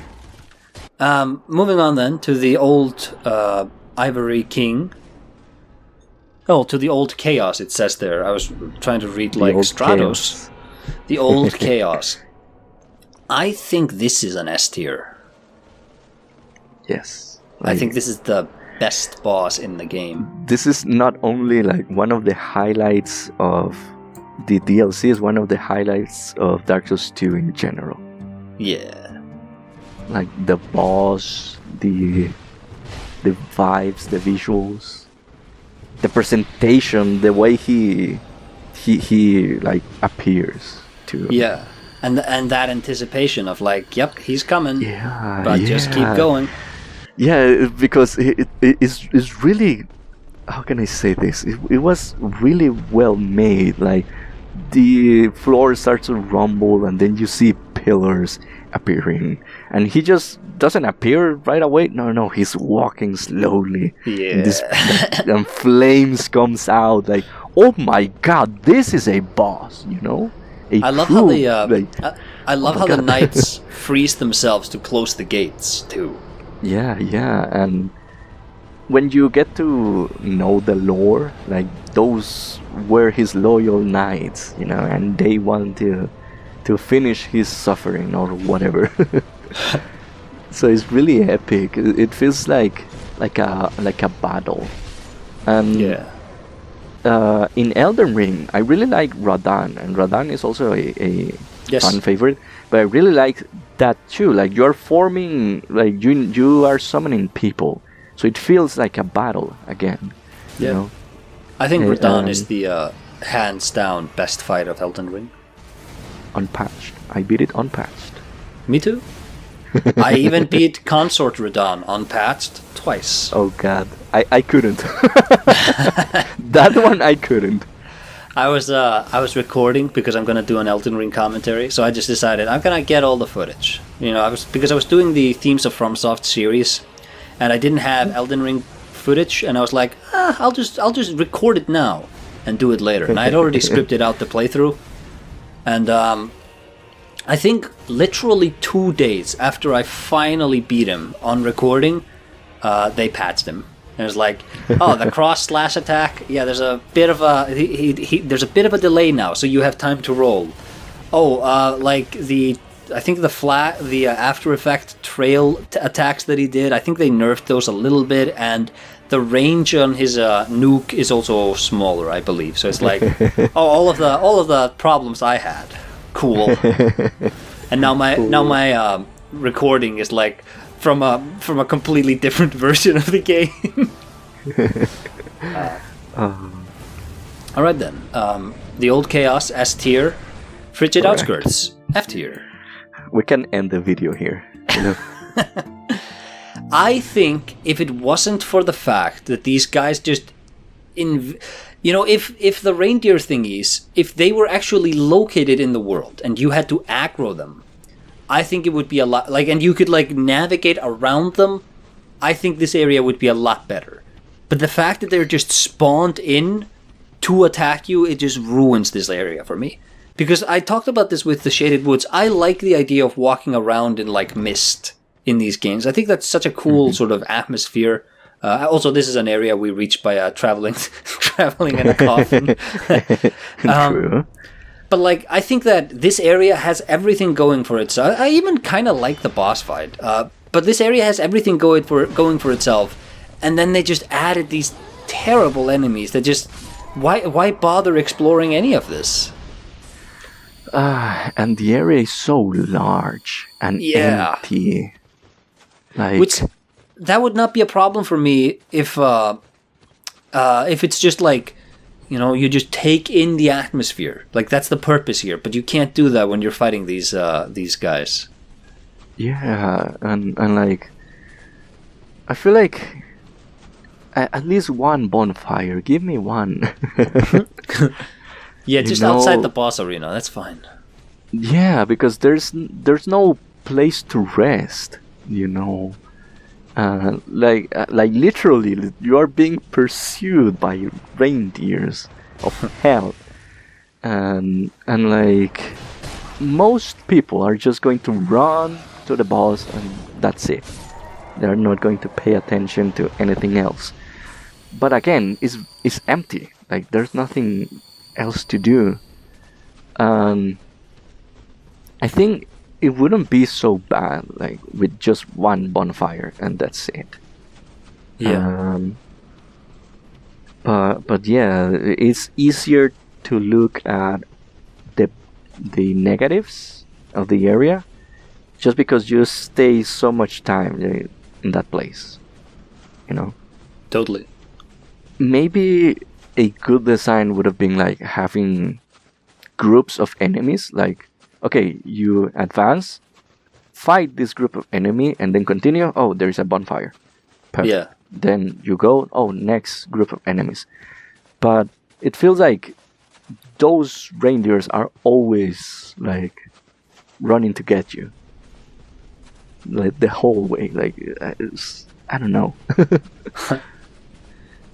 What you're saying is that they could have taken a note out of Brume Tower's page.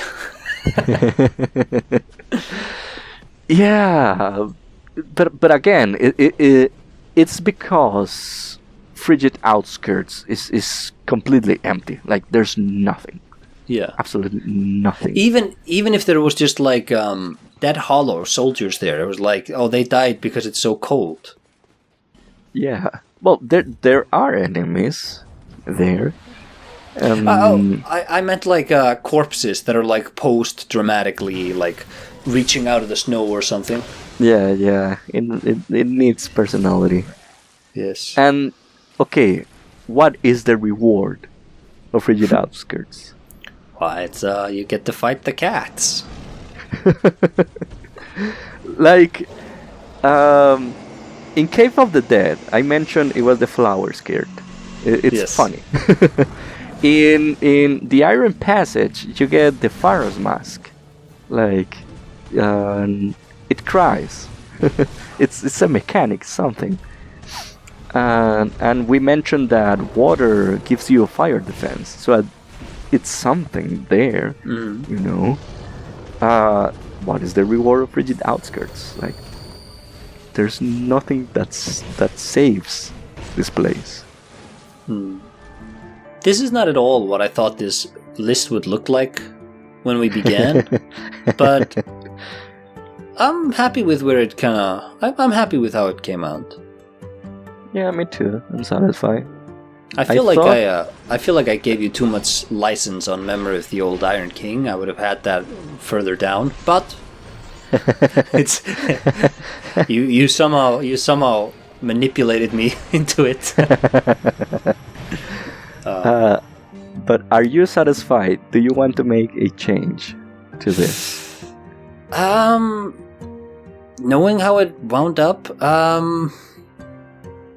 I would have put Brightstone, Cove, Tseldora maybe into S tier, and Iron Passage probably I would bump down into F tier. But other than that, I think this is pretty good.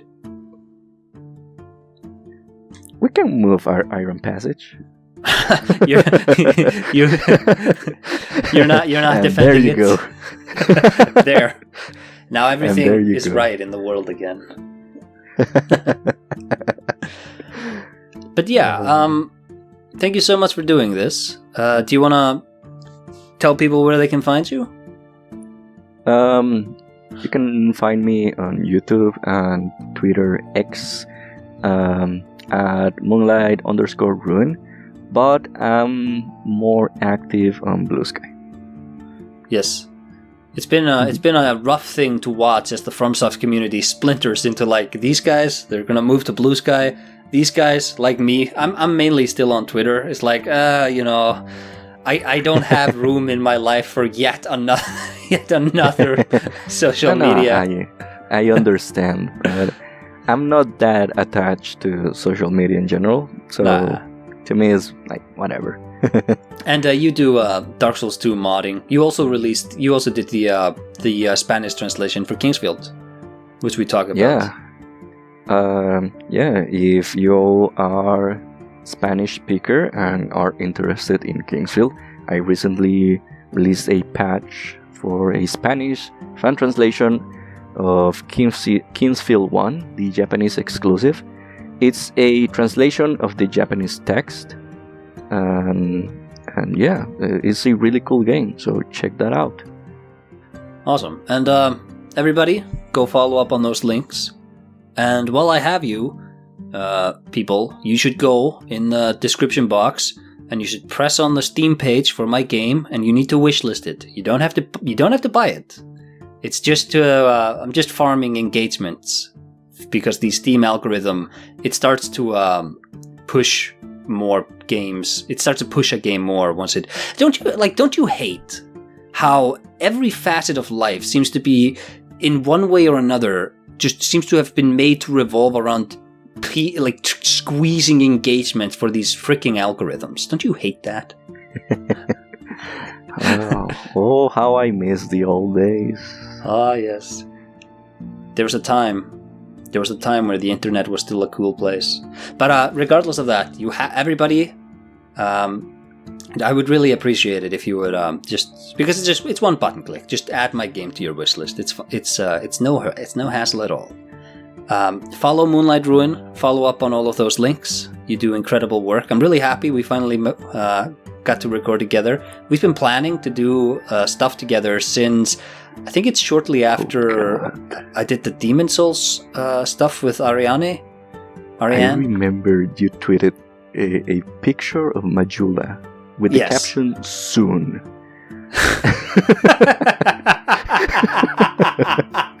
That was like 2 years ago. 2-3 years ago. Yeah.